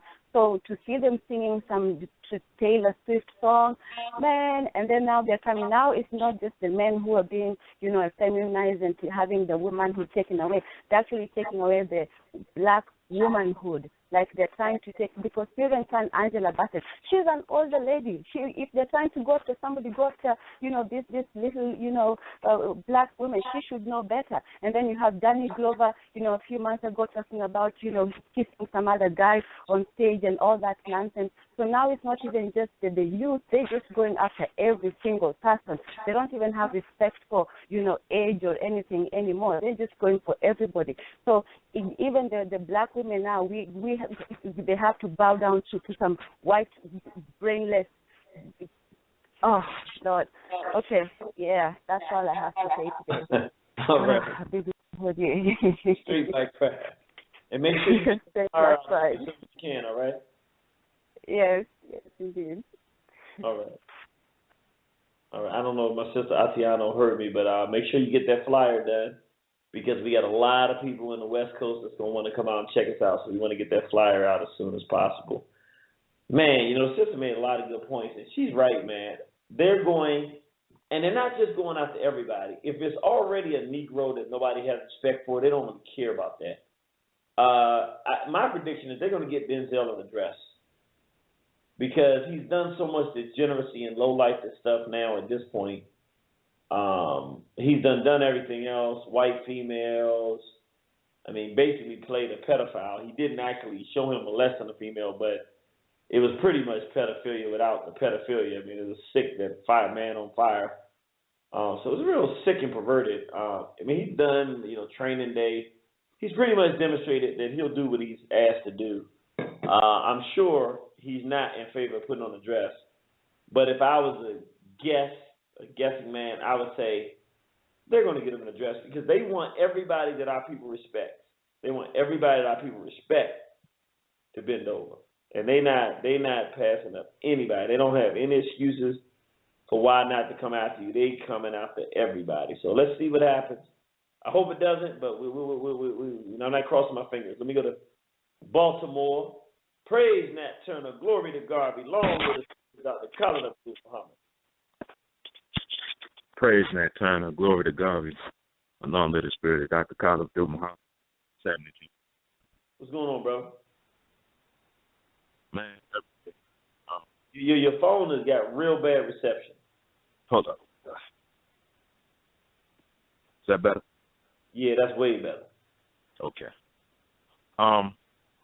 Basically, yeah, I was going to get on the one topic, but I pretty much noticed this here, man. When we are growing up in the ghetto, right? Mainly, black folks. Well, I shouldn't say that. Let me start over. When black folks are growing up, when we was growing up thinking about the Cosby Show. Okay, we grew up in the Cosby times. We was taught that the civil rights was where we, is how we all started. Our parents and grandparents always taught us about eyes on the prize. Well, at least me. Let me just say me. Okay, I knew about all of this stuff, eyes on the prize and Emmett Till and these kind of things. we was never taught really about our African selves, conscious.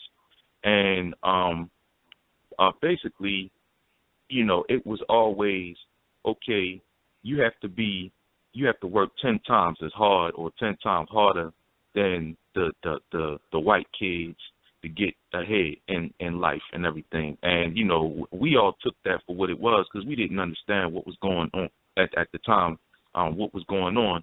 And then, you know, a lot of people who I grew up with now, you know, took that and never really, because we never really understood that we were Africans all over the world, and we inhabited the world. That is first before, you know, any other race came about to be what it is. Nowadays, okay, even then we had at least that. But for some reason, there has been a washover, a void to our children, you know, that we don't even teach them. We haven't somehow taught them even that, you know, to today. I guess a lot of people who I grew up with are now, you know, well-to-do for, they having good jobs, you know, they got families and whatnot. And the kids don't even know about even that. So our parents was teaching us and really depriving us of this because it's Martin Luther King stuff, which really translates to Christianity. And the Christianity thing was more or less turning the other cheek and being integrated and being alongside, or let's show white people that we can be just as good. When now, you know, I have over the years come to find that we are the ones who taught them what is. And, you know, excuse me, when I try to tell my family this, they all look at me like, you know, family and friends and my peers, you know, what are you talking about this, all of this? You're sounding like you are bitter when you are the one who was, you know, you're letting that hold you back. That's what they're saying. You're letting this hold you back. You know, you being stuck in the past and all of this stuff, sounding like white folk. And I'm looking at this like, well, wait a minute. You know, the point for, I thought, you know, at that time that the point for us to be this way was to be upright so that we could come back to bring our people out of the situations that we was in at that time. You know, now it's even worse, you know, out of that situation. I had a conversation with my homeboy, and he's like, well, you know, ends don't want to do for, because we was talking about The Departed. And he was like, yeah, Jack Nicholson said, the thing about the ends, they don't want to, you know, do for, or they just don't want to get it. And I said, yo, listen, you can't expect these folks to understand that kind of thing to get anything when there is no encouragement.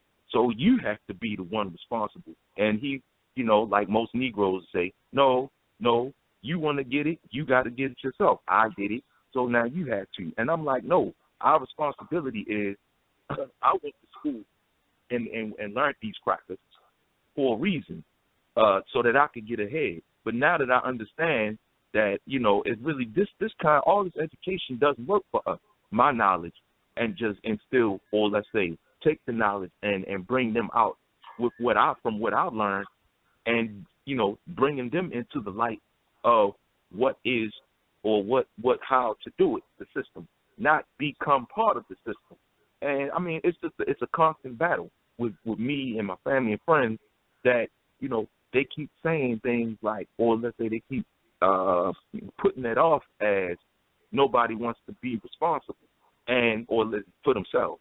And I'm like, well, how are we going to get black liberation if we don't, you know, take what we have?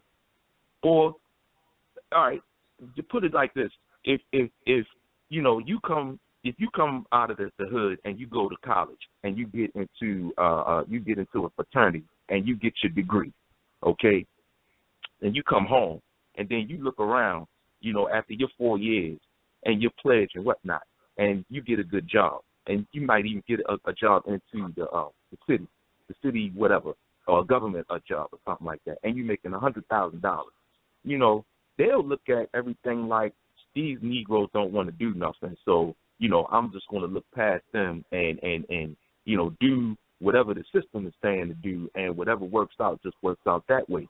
Nothing is going to ever, you know, we are never going to ever build on anything if we don't take, you know, the knowledge therein, understand that the cracker system doesn't work for us.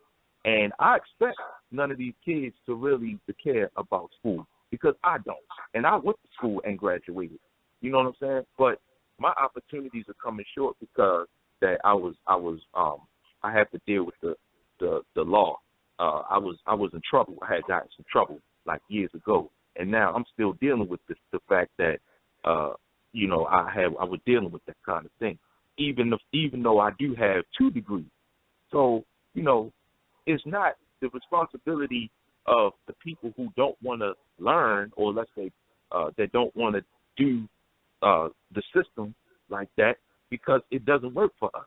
It is our responsibility, us who learned the system, went through the system, and came out of it, to get that thing, the job or whatever, and go back to our people and put them into, let's say, give them the some sort of good knowledge that's away from the system, that can actually help them to get what they need to get. Because otherwise, if you don't do it that way, if you don't ridicule your people for not wanting to learn this stupid shit, then, you know, it's going to be a constant battle. You know, I go through this kind of crazy stuff all the time with folks, because they say, well, I got it, and I'm getting it for myself.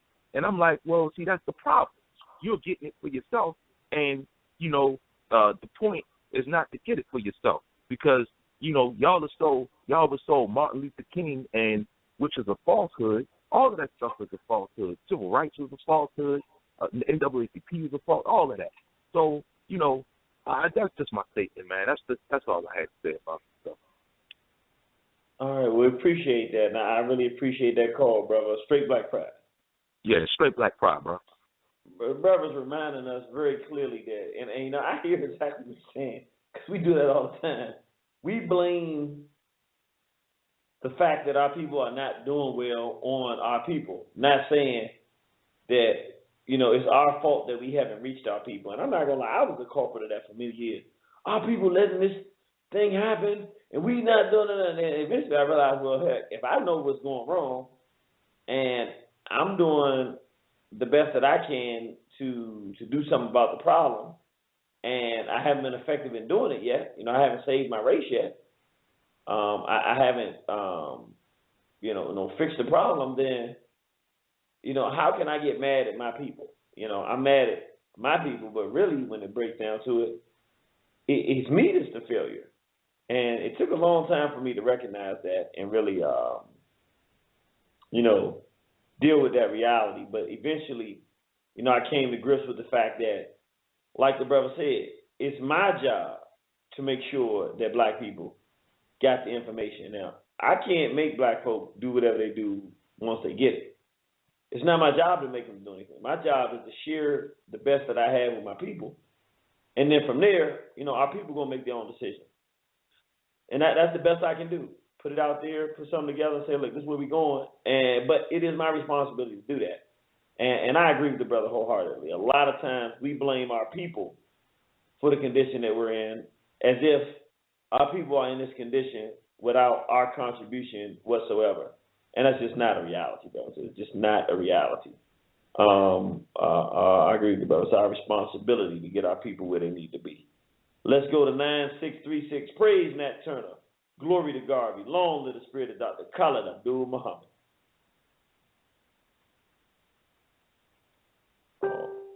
7259. Praise Nat Turner.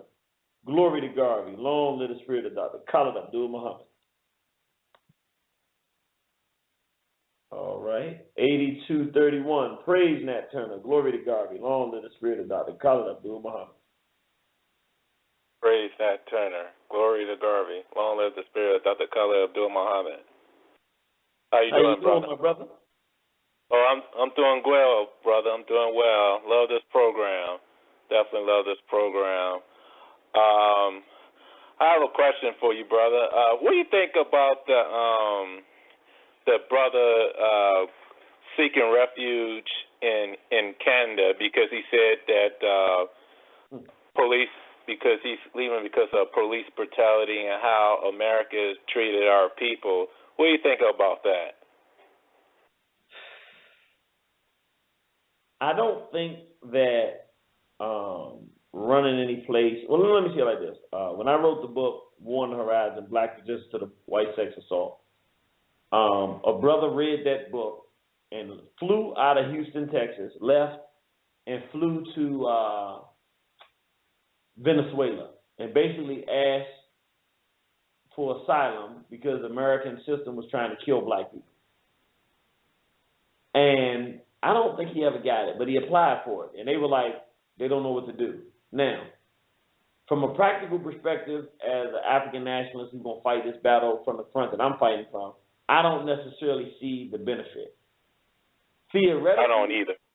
Yeah, theoretically, when you're in warfare, it is good to create as many battle fronts for your enemy as possible to split their forces and allow somebody to get through. Now, Canada and the U.S. are brothers. It doesn't, they're the same throat. But to put a country in a position to have to recognize from the platform, a political platform, the murder of black people on an international basis as a threat to black survival is not necessarily a bad thing from the perspective that it creates a conversation that then gets black people to say, but no, we are a nation of people, and we're being treated like a nation under siege, and it can create a lot of kind of dialogue that can lead to some political things that can be positive. The act itself, I don't see the benefit.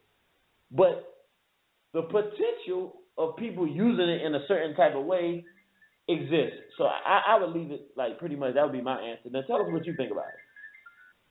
I just think that what you think, I think this leaving don't serve no purpose because if you go to Canada or any other nation, particularly a white nation, what makes you think that they're going to treat you better? You know what I'm saying?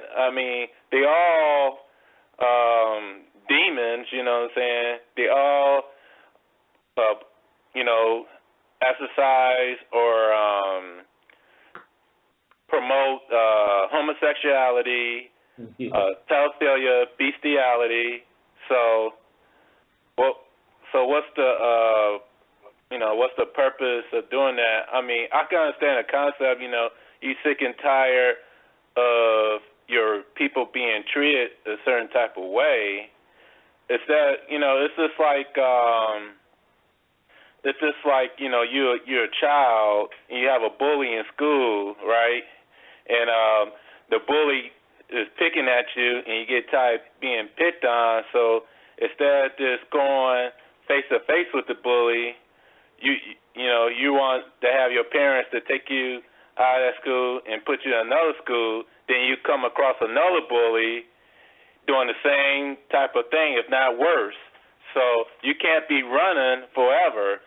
Sooner or later, you have to, face your battles. That's all I have to say about that, brother. And I'm be honest with you. I might be taking a sucker move in what I said. I'm trying to consider all the possibilities. When I first saw it, I was like, what? You gonna go to, because I don't know if people know this, but Toronto, Canada is considered the most gay-friendly city in the world. So, as a matter of fact, Canada is considered the most gay-friendly country in the world. So I'm saying that to say, to run to some homos to protect us against police brutality, on the surface seems like kind of ridiculous. But I thought about it. Right. I thought about it. Can what he's doing hurt us? And when I thought about it, I really came to the conclusion it can't hurt us. I don't see how what he's doing in any way, shape, or form can hurt us. So I won't say, because what happens is sometimes people do stuff and it makes no sense to us, but something comes out of it that benefits us and that we can use. So even if he pushes hard enough that he is forced to prove his case, and he begins to prove what's happening, and now we have a body of work that shows, okay, good, let me give you a perfect example of what I'm talking about.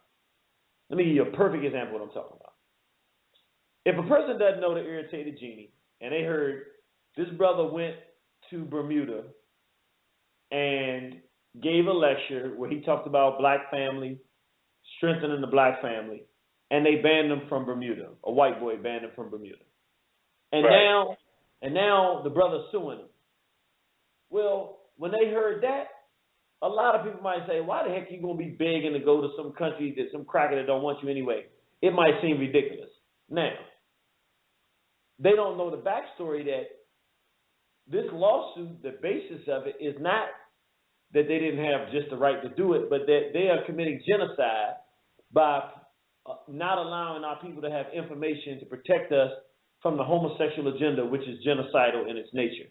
Now, by being able to have the floor to fight this and bring it to the international table or to the table in Bermuda, which is the Commonwealth country, which is connected with England, either they rule in our favor and we win, which means it becomes a standard around the world for how to fight them, or they fight us till we go to the next court, and the next court, and the next court, until we're having an international trial in the highest courts in Europe, in which case is a huge story now because it has international ramifications worldwide. So it doesn't matter which direction it goes. No matter what, we are now in a position to have a platform to fight this battle. However, a person that doesn't know who we are would look at it on the surface and say, man, why are we begging to go to somebody else's country? We should be going to our own country. You understand what I'm saying? Right. So I don't see anything coming out of this, but I'm not going to write it off 100% because, again, I'm with you. I don't see nothing coming out of it. But, I don't know. Right. Well, we'll see. Time will tell. Yeah. All right, brother. All right, straight Black Pride. Straight Black Pride. And look, brothers and sisters, I know sometimes the Irritated Genie might sound like you're getting a little soft. I'm not getting soft now. I'm not getting soft. I'm just, I started looking at things in terms of politically, fighting with black folks. I'm going to fight with Negroes and Uncle Toms and Mobutus. But brothers and sisters who are just doing random things, I'm going to wait. Because if they're not in the way of the direction of it, they're not in the path, then the train doesn't turn around and go run them over. That's how I look at it. Are they doing something that prevents us from fighting this war for our survival? No. Now I'm not arguing with them. Now, do I think this one gonna work? No. Do I think it's gonna have any benefit? No. But I could be wrong. But it's not in our way, so I'm steering off course and I'm gonna stay on the road. So that's what I'm gonna say. 0893, praise Nat Turner, glory to God, long live the spirit of Dr. Khalid Abdul Muhammad. Praise Nat Turner, glory to God, long live the spirit of Dr. Khalid Abdul Muhammad. How you doing, Brother Gene? Hey man, I'm doing my best to fight this battle. How about yourself?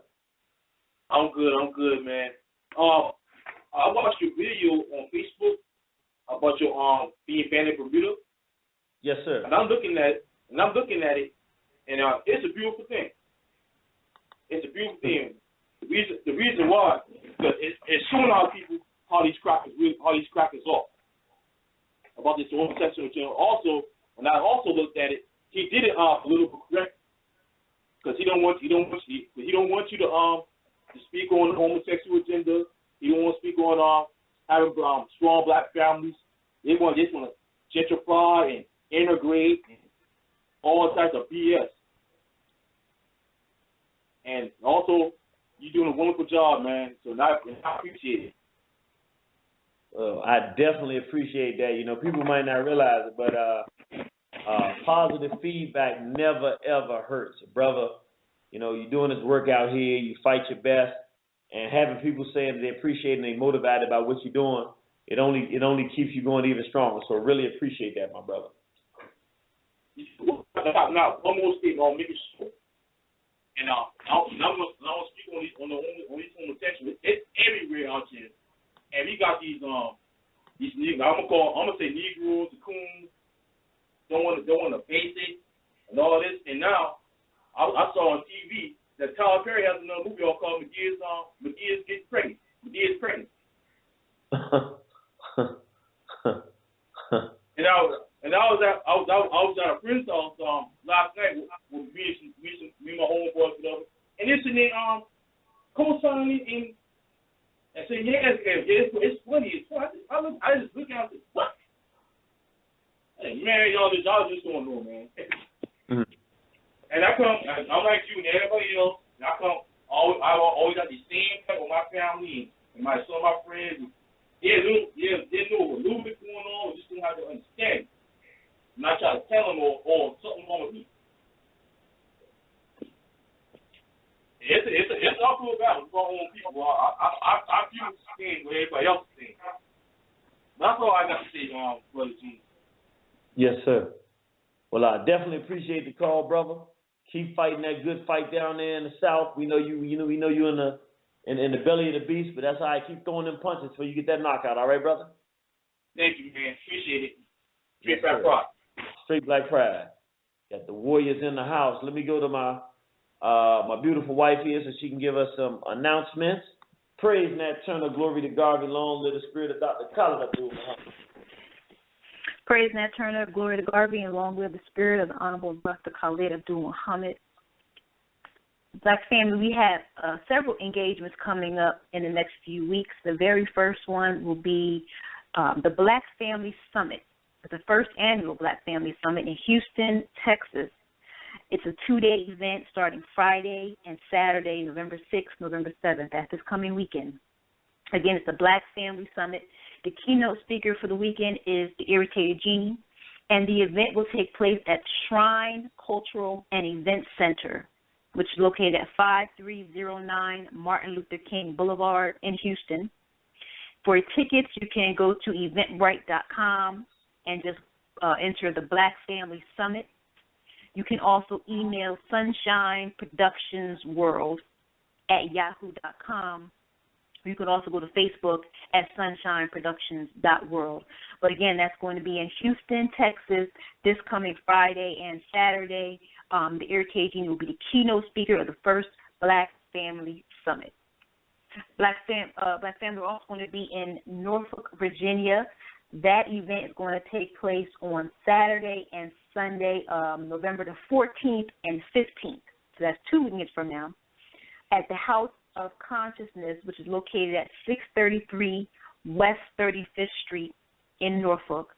633 West 35th Street in Norfolk. It's $15 for entrance for both days. And you can call 757-314-1943 for more information. Again, their number is 757-314-1943. And again, that's the House of Consciousness in Norfolk, the November 14th and the 15th, 2-day lecture featuring Irritated Genie. Also, Black Family, coming up after that, we're going to be in Atlanta, Georgia, for the launching of the Straight Black Pride chapters, the launching of the Southeastern Regional Chapter of the Straight Black Pride movement. This event is going to take place on Saturday, November 21st, again in Atlanta. It's going to be at the Soul Vegetarian Restaurant, 879-B Ralph David Abernathy Boulevard, and in Atlanta. The doors open at 5 p.m. For more information, you can call Franklin and Tasha at 678-267-4152. Again, that's 678-267-4152. Everybody in the Southeast who can hear the sound of my voice should make plans to attend the official launching of the Straight Black Pride Southeastern Regional Chapter in Atlanta, Georgia on Saturday, November 21st. After that, Black Family, Irritated Genie, and myself actually will be at King Simon's 20th anniversary celebration in New York. That's going to take place on Sunday, December the 6th. It's entitled, Let's Go Back to Basics, Reestablishing the Code of Blacks. It's going to be a whole lineup of different speakers. And to get more, it's going to be at Tropical Reflections Ballroom, 4501 Glenwood Road in Brooklyn, 4501 Glenwood Road. And for more tickets, you can call, or for tickets or any general information, you can call 347-496-1022. Again, that's 347-496-1022. They have a few different places where you can actually buy tickets directly. After that, Black family, we are going to be in San Bernardino, California, the weekend of, here we go, the weekend of December, sorry, I lost my spot when my phone went out. I had to put the code back in. December 11th, Friday, December 11th, Saturday, December 12th. So that weekend, Irritated Genie will be in San Bernardino, California. Can't get it out. More details will be coming in terms of the when, the where, and all that good stuff. So definitely make sure that you come out or stay tuned for more information regarding. That's going to be his first ever appearance on the West Coast. We'll make sure that all of our supporters of Irritated Genie, Straight Black Pride Movement, make sure to be in San Bernardino, California, the weekend of December 12th. And we're booking now currently for 2016, so if you're interested in bringing Irritated Genie to your city, to your town, give us a call at 202-309-9106. Again, 202-309-9106. And you can email us at liberation@waronthehorizon.com. Again, that's liberation@waronthehorizon.com. Thank you for listening, Black family. If you'd like to call in for tonight's show, you can dial now 347-850-1836, 347-850-1836, and press 1, and you will get placed in the top of the queue. Abiba Baholier, Straight Black Pride. Oh, brothers and sisters, being married is the greatest thing in the world. No more fried sausages for dinner, frying up those sausages, just put them on a piece of bread and call that dinner. Nope. No more driving out, spending all the little bit of money you earn on the electric circuit, buying some food out. It's wonderful to have a wife that's just like, babe, it's time to eat. I never thought I was, you know when you're getting old, I had my daughter come downstairs and say, she told me, Daddy, your dinner's ready. So I'm downstairs working. I'm always working. And then she comes back about 10 minutes later. Daddy, Mommy says your food is getting cold. I'm like, I think I'm being scolded by my daughter, by my 4-year-old daughter, and my almost 40-year-old wife for letting the food get cold. And I said, I'm getting old. I mean, I used to be a young guy. I wouldn't sit around, sitting at a dinner table either. I said, I'm actually becoming a family man. I actually like it, too. It's like, yeah, you know what? Let me get upset. Then I had to catch myself. I said, hold on, wait a minute. Don't get too suckerish. Because it's not suckerish. It's kind of family-ish. But, you don't want to be told what to do. But at the same time, you really don't want the food to get cold because, she spent all that time to make it just right. And it's right when it's nice and hot, but not steamy hot, but like in the middle hot. So, never mind. Most of y'all ain't married, so y'all know what I'm talking about. But don't worry about it. When you get married, get a good wife, and just have a wonderful life, and you understand what I'm talking about later. So don't worry about it. Don't try to figure it out right now. There's too much to understand. Don't worry about it. Let me go to 7099. I'm sorry. Oh, man, that was just funny. 7099. Praise Nat Turner, glory to Garvey, long live the spirit of Dr. Khalid Abdul Muhammad. All right. Let me go 5066. Praise Nat Turner, glory to Garvey, long live the spirit of Dr. Khalid Abdul Muhammad. All right, let's see.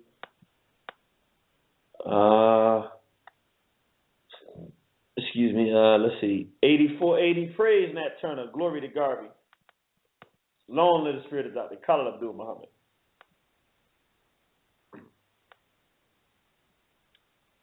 All right. We got an anonymous call. Praise Nat Turner, glory to Garvey, long live the spirit of Dr. Khalid Abdul Muhammad. All right. We got another anonymous call. Praise Nat Turner, glory to Garvey, long live the spirit of Dr. Khalid Abdul Muhammad. The one I seen at work, All right, brothers and sisters. Well, let me tell you.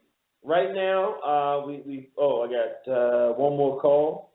3497. Praise Nat Turner, glory to Garvey Long, with the spirit of Dr. Khalid Abdul Muhammad. Praise Nat Turner, glory to Garvey, and long live the spirit of Dr. Khalid Abdul Muhammad. How you doing today, Jeannie? I'm doing fantastic.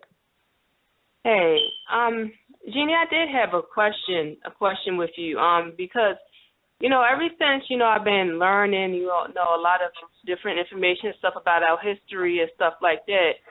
I like to try to share with people and stuff like that, and it's kind of different, when I share with people, that's just regular people, black people from here in the U.S. and maybe Africans or whatever that I may meet, at an African hair braid shop and things like that. And with you, people in the world and stuff, I was trying to get an idea, Wait a minute. I'm going to let you keep asking your question, but I just want to correct it. All of us are Africans. So what you say is, that's true. Wait a minute. You say, when I meet, brothers and sisters from here, or when I meet African brothers and sisters from the continent. So go ahead. We listen. Right. Well, when I meet brothers and sisters from here and those from the continent, it's kind of different. And I was just wondering, with you traveling the world or whatever, do you find more opposition, with getting the message through to our people here and our people over in the continent of Africa? Man, it depends on what you're talking about. If you're talking about doing for self, the brothers and sisters who are born on the continent, usually, they hear that better. If it's talking about building infrastructure, building businesses, things of that nature. If it's talking about breaking away from spiritual enslavement, I tend to do better with brothers and sisters here, because the brothers and sisters on the continent are like Jesus, the love of Jesus, fresh and new for them. We've been through that 500 years. We it's ridiculous. We coming out of that. They deep in it. I mean, Jesus is Lord, and Allah is Lord, and removing them from the spiritual enslavement to me is more difficult than a brother or sister here. So I would say it depends on the topic of conversation. Okay. Have you noticed, as far as the, I would say kind of the Uncle Tom kind of mentality, where you have black people who love white people more than they love themselves. Do you see that more deep-rooted in Africa, or the brothers and sisters here? The brothers and sisters on the continent. I ain't gonna lie. Okay, I did a lecture in Uganda, and I was talking to young people, probably about 200 to 300 of them, at college students at Makerere University. And no, I was at KIU University. And it was about 100 of them. And so I'm talking to them, and I say to them, look, because I'm trying to explain to them how we're spiritually indoctrinated.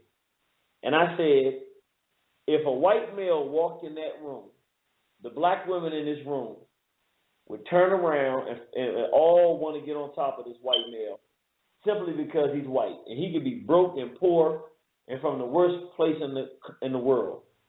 And the amount of laughter that bust out, meaning all of them were guilty. I mean, I ain't gonna lie, it was a kind of shocking thing. In America, if you said that, some of the sisters would be looking at you like, what? I don't want no white boy. But the entire room of black women, and we talking about young girls between, maybe 17 to 23, and the entire room, it was a universal agreement that the black women in the country want white males. It's an epidemic. Because they are in love with the Euros. It's a sickness and a perversion on the continent that's more widely pervasive and overt than the love for devils that we have in this country. I agree with you 100%. Right, because I saw your video.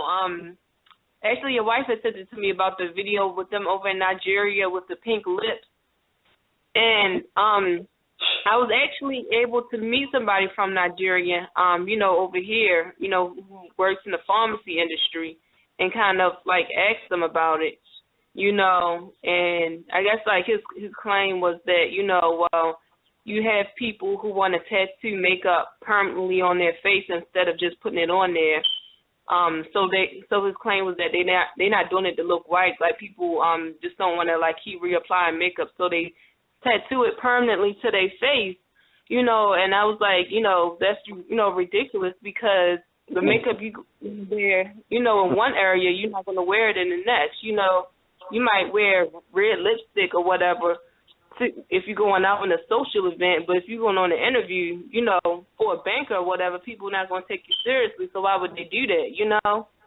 Let me tell you what's happening. Our insanity as Africans in America is being shipped internationally. I want you to think about it. We're writing on our bodies at a rate that's, I mean, I don't even know if you can quantify the amount of body writing and tattooing that we're doing to ourselves, defiling our bodies in this country. It's so epidemic that it's not even talked about. It's just standard culture now. So what happens is, once the European figures out how to get us into that, he then takes it around the world and embodies that personality and thinking that we're doing it with into our other brothers and sisters. So when you see the brothers and sisters, the brothers in Nigeria painting lipstick on themselves permanently, they're following the homosexualization and effeminization of the black male spirit, the possession of the black male spirit by the homosexual demonistic spirit, which has made us into the race that we're in now. The self-hatred of black women who want to paint themselves white and make themselves over the Little Kims and the Nicki Minaj's of the world. And they're... Right, the only scenario where I could see that kind of justable, like as far as the tattooing, is like if you're a person, like a cancer patient or something like that, and you can't grow no hair and their eyebrows are gone, and maybe they'll tattoo eyebrows, you know, on their face to make it look like they got eyebrows. I mean, that's the only justifiable scenario. Honestly, I would see that, but did you hear the relevant point I made? I ain't talking about it. I said they are following us.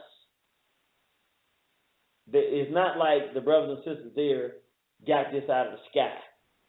They're watching what we're doing, and then they're just going to the next level. In other words, if our women wasn't painting themselves, if our women wasn't frying their hairs, if the black women in America didn't want to be white females, and if the black males in America wasn't running after the white female standard, then black people in Africa wouldn't be doing it. They're following the sickness and disease of us here in America.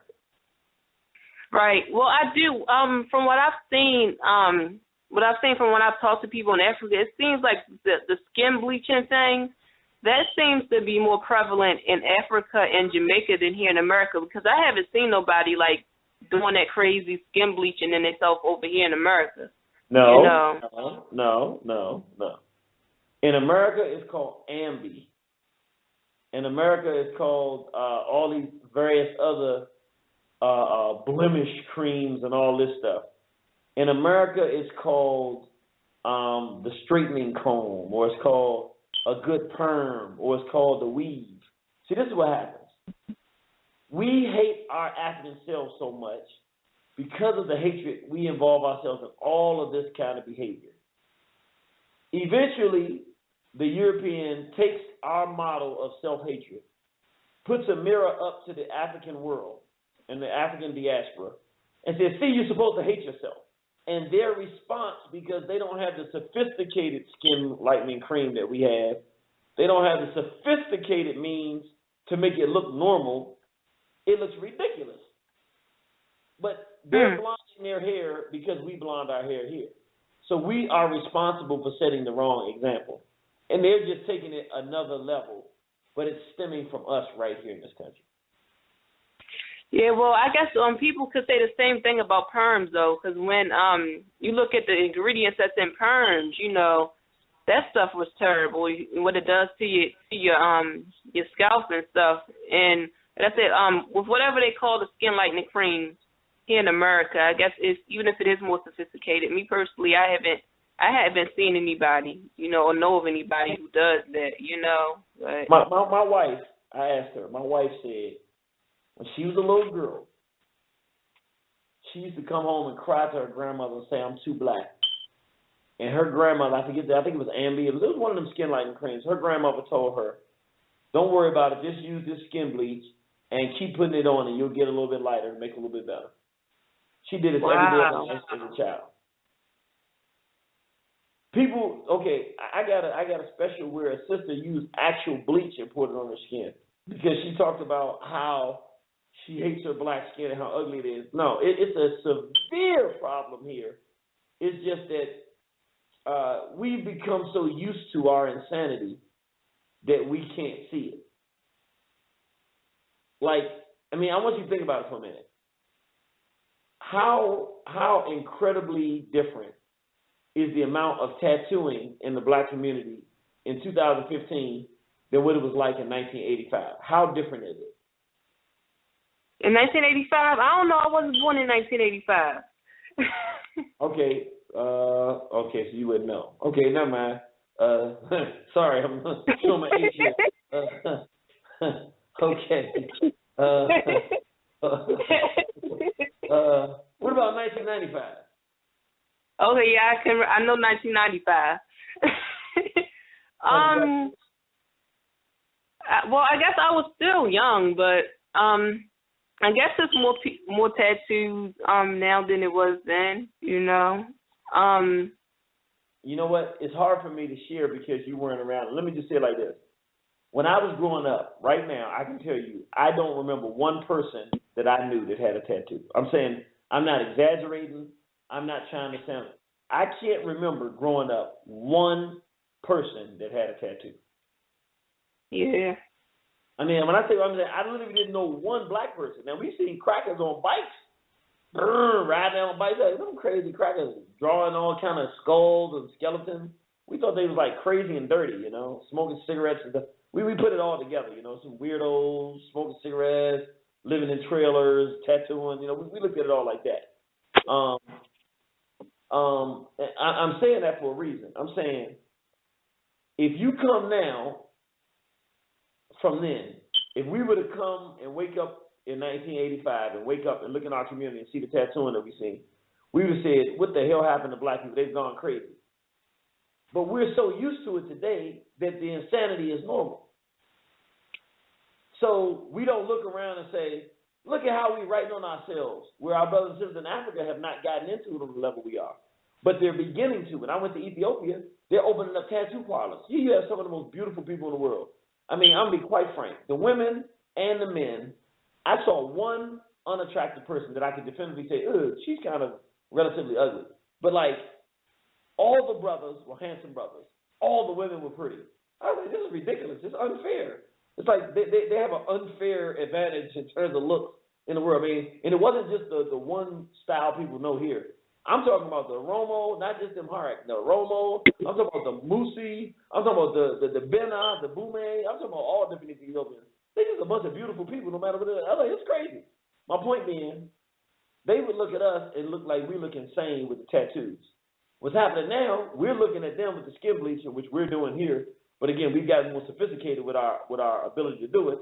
And we're looking at that and saying it's crazy. But the reality of it is, all of it is African and yeah, I mean, to me, tattoos are ridiculous. Anyway, me personally, I've never had a tattoo because I don't like needles, you know. So, you know, to me.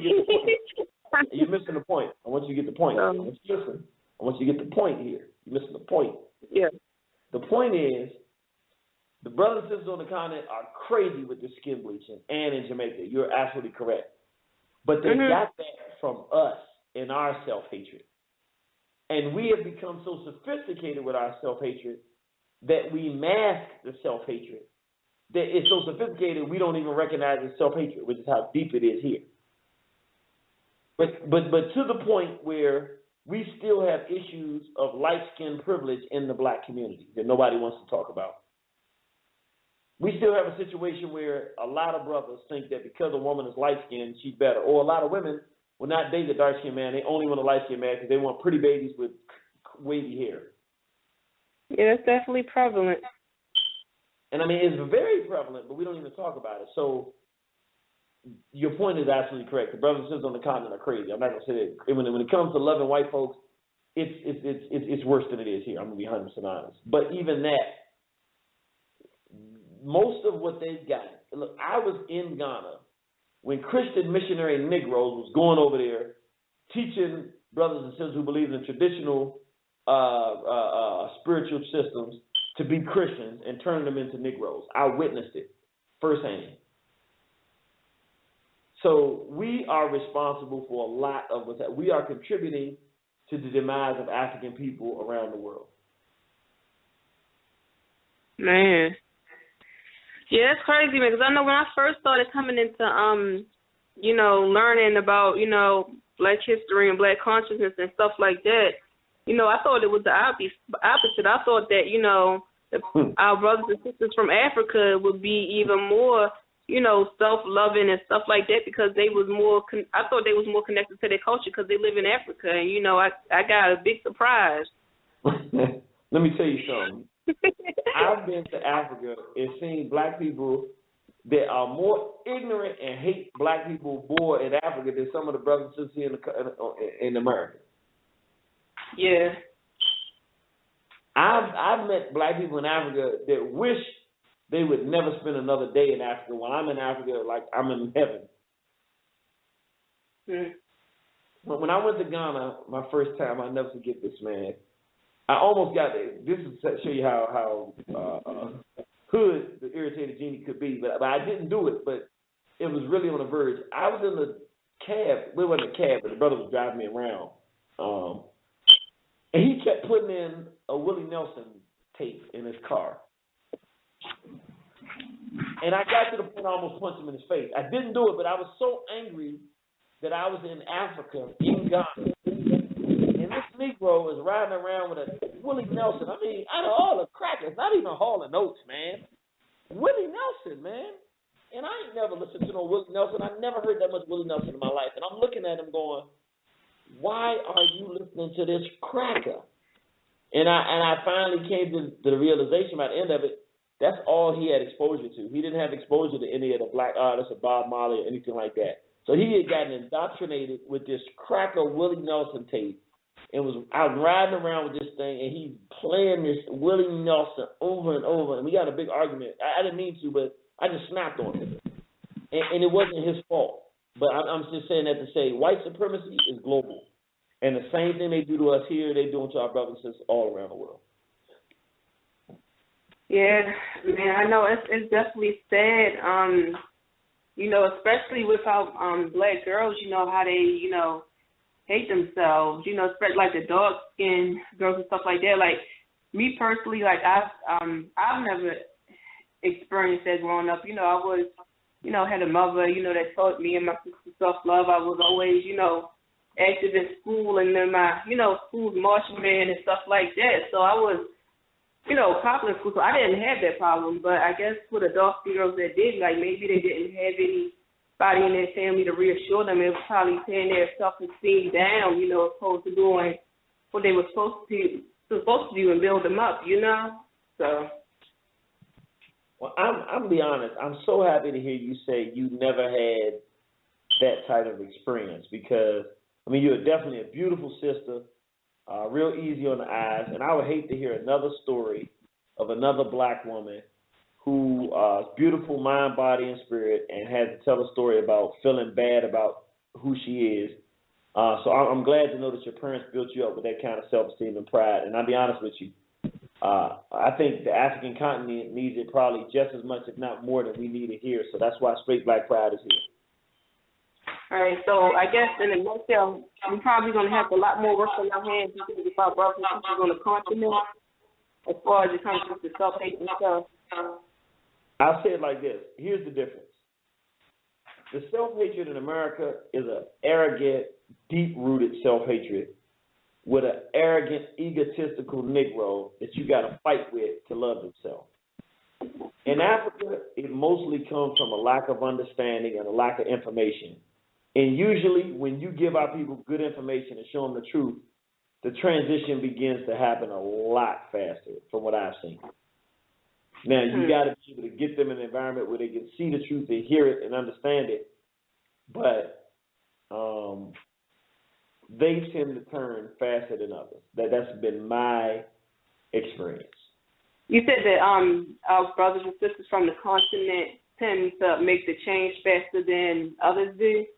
Yeah, if you can give them good information, they can make the transition faster than brothers is here. Brothers is here are arrogant. They're arrogant with the Negro here. It's like it's an arrogant self-hatred here. It's an oblivious, blissful love for Euros and hatred, self-hatred in Africa. Okay. All right. Well, that was definitely insightful, man. I'll definitely keep that in mind. You know, like ever since I've been learning, I've been, you know, kind of sharing what I've learned and stuff with a lot of people. And I know it was a African class, African history class, like right here in Baltimore. I've been going to, and that's something I thought was interesting. I didn't know, like, 'cause I originally, correct me if I'm wrong, I originally thought Marcus Garvey, you know, started the idea of Pan-Africanism, but we found out it was a guy named Paul Coffey. Are you familiar with that information? Yeah, Cuffy. Yes, he. I think he had ships. Yeah, that he was actually the first one to initiate that back to Africa idea.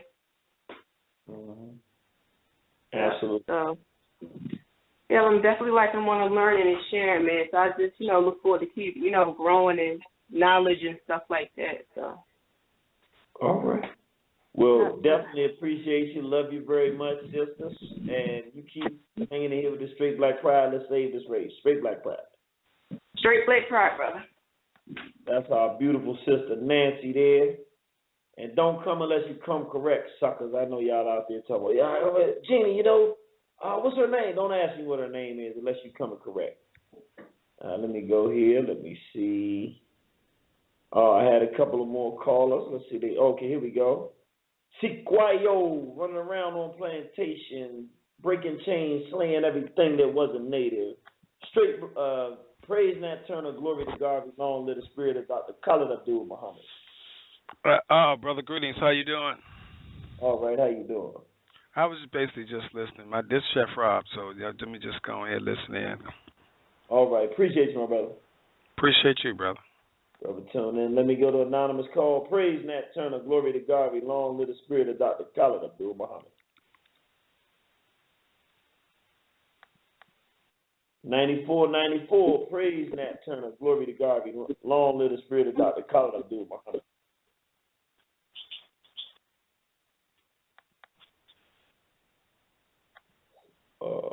No. 7901, praise Nat Turner, glory to God, long live the spirit of Dr. Khalid Abdul Muhammad. Praise Nat Turner, glory to God, and long live the spirit of the Honorable Dr. Khalid Abdul Muhammad. Straight Black Pride, Brother Janie. Hey, let me tell you, some people think they ain't about themselves, but my struggles made me stronger too. Right. What's going on? We just having a open lines call, people calling in and saying what they want. If you don't like the Genie, you can say you don't like him. If you love the Genie, you can say you love him. If you love the cracker, you can't call in. But if you don't love the cracker, say it. You should know how I feel about the crack. Because I know I be going in on Facebook, but you know you my brother. You already know we family down here. That's right. I was listening though. I heard the sister talking from Baltimore.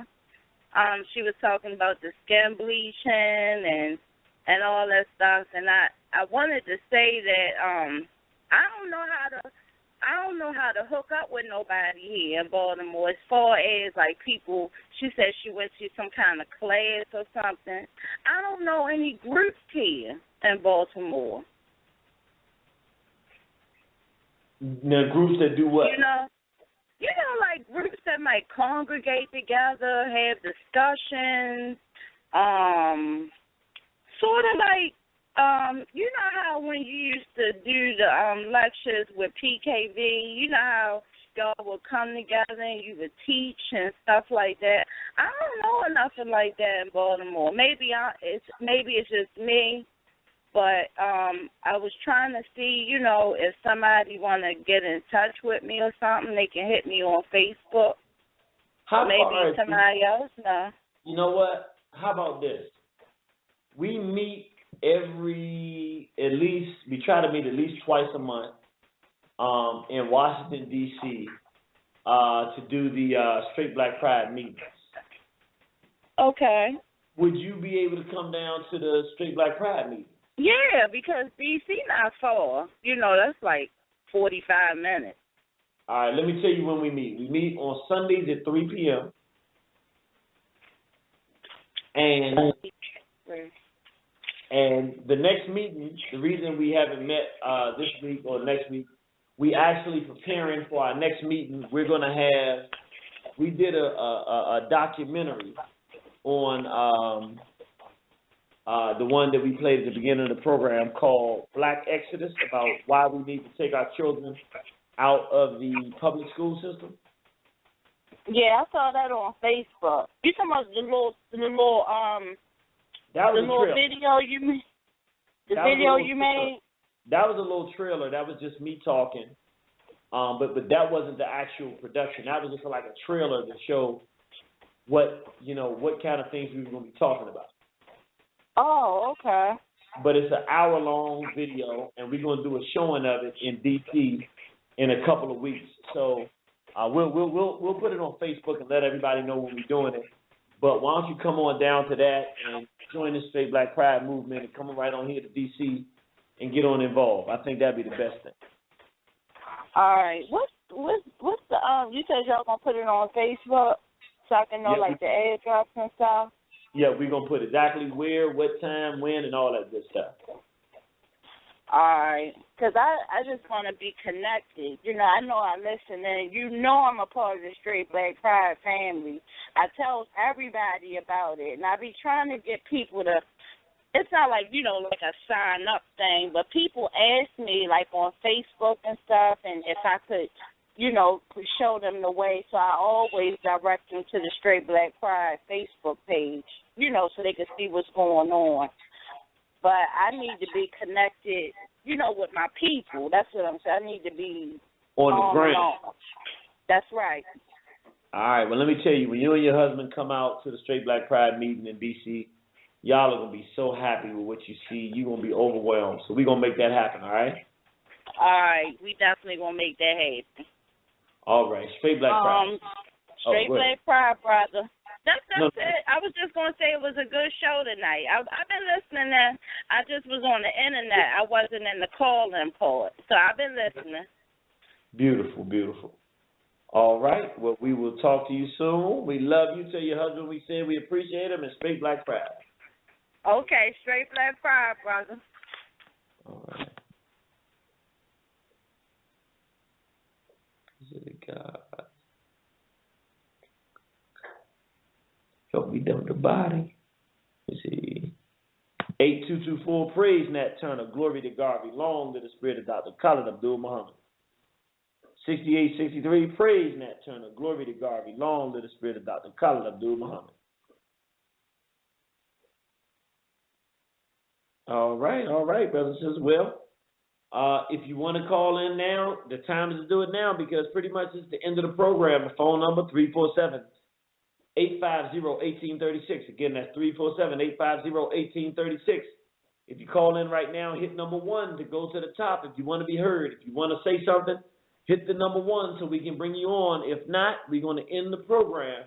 So I'm going to give you another 10 seconds. 1, 2, and hit the number 1 if you're on the line, or call in 347-850-1836. That's 347-850-1836 if you want to make a phone call or make a statement. If not, then it looks like that's a if not. Fantastic. Well, been another fantastic night. A nice, easy-going program where people get to talk about what's on their mind. We appreciate that. We get to come together and act as true African brothers and sisters. So with that said, tonight, brothers and sisters, we're going to leave with our song by our brother Kaba, soul singer, called Africans. It's one of the Straight Black Pride Movement theme songs. We try to have the brothers sing it live at all Straight Black Pride Movement events, and we hope you enjoy it. So love you. Things may not always go the exact way we want them to do, but hey, we didn't come here to make friends. We came here to save our race. We love you. We see you on the battlefield. on the horizon. You gotta love it.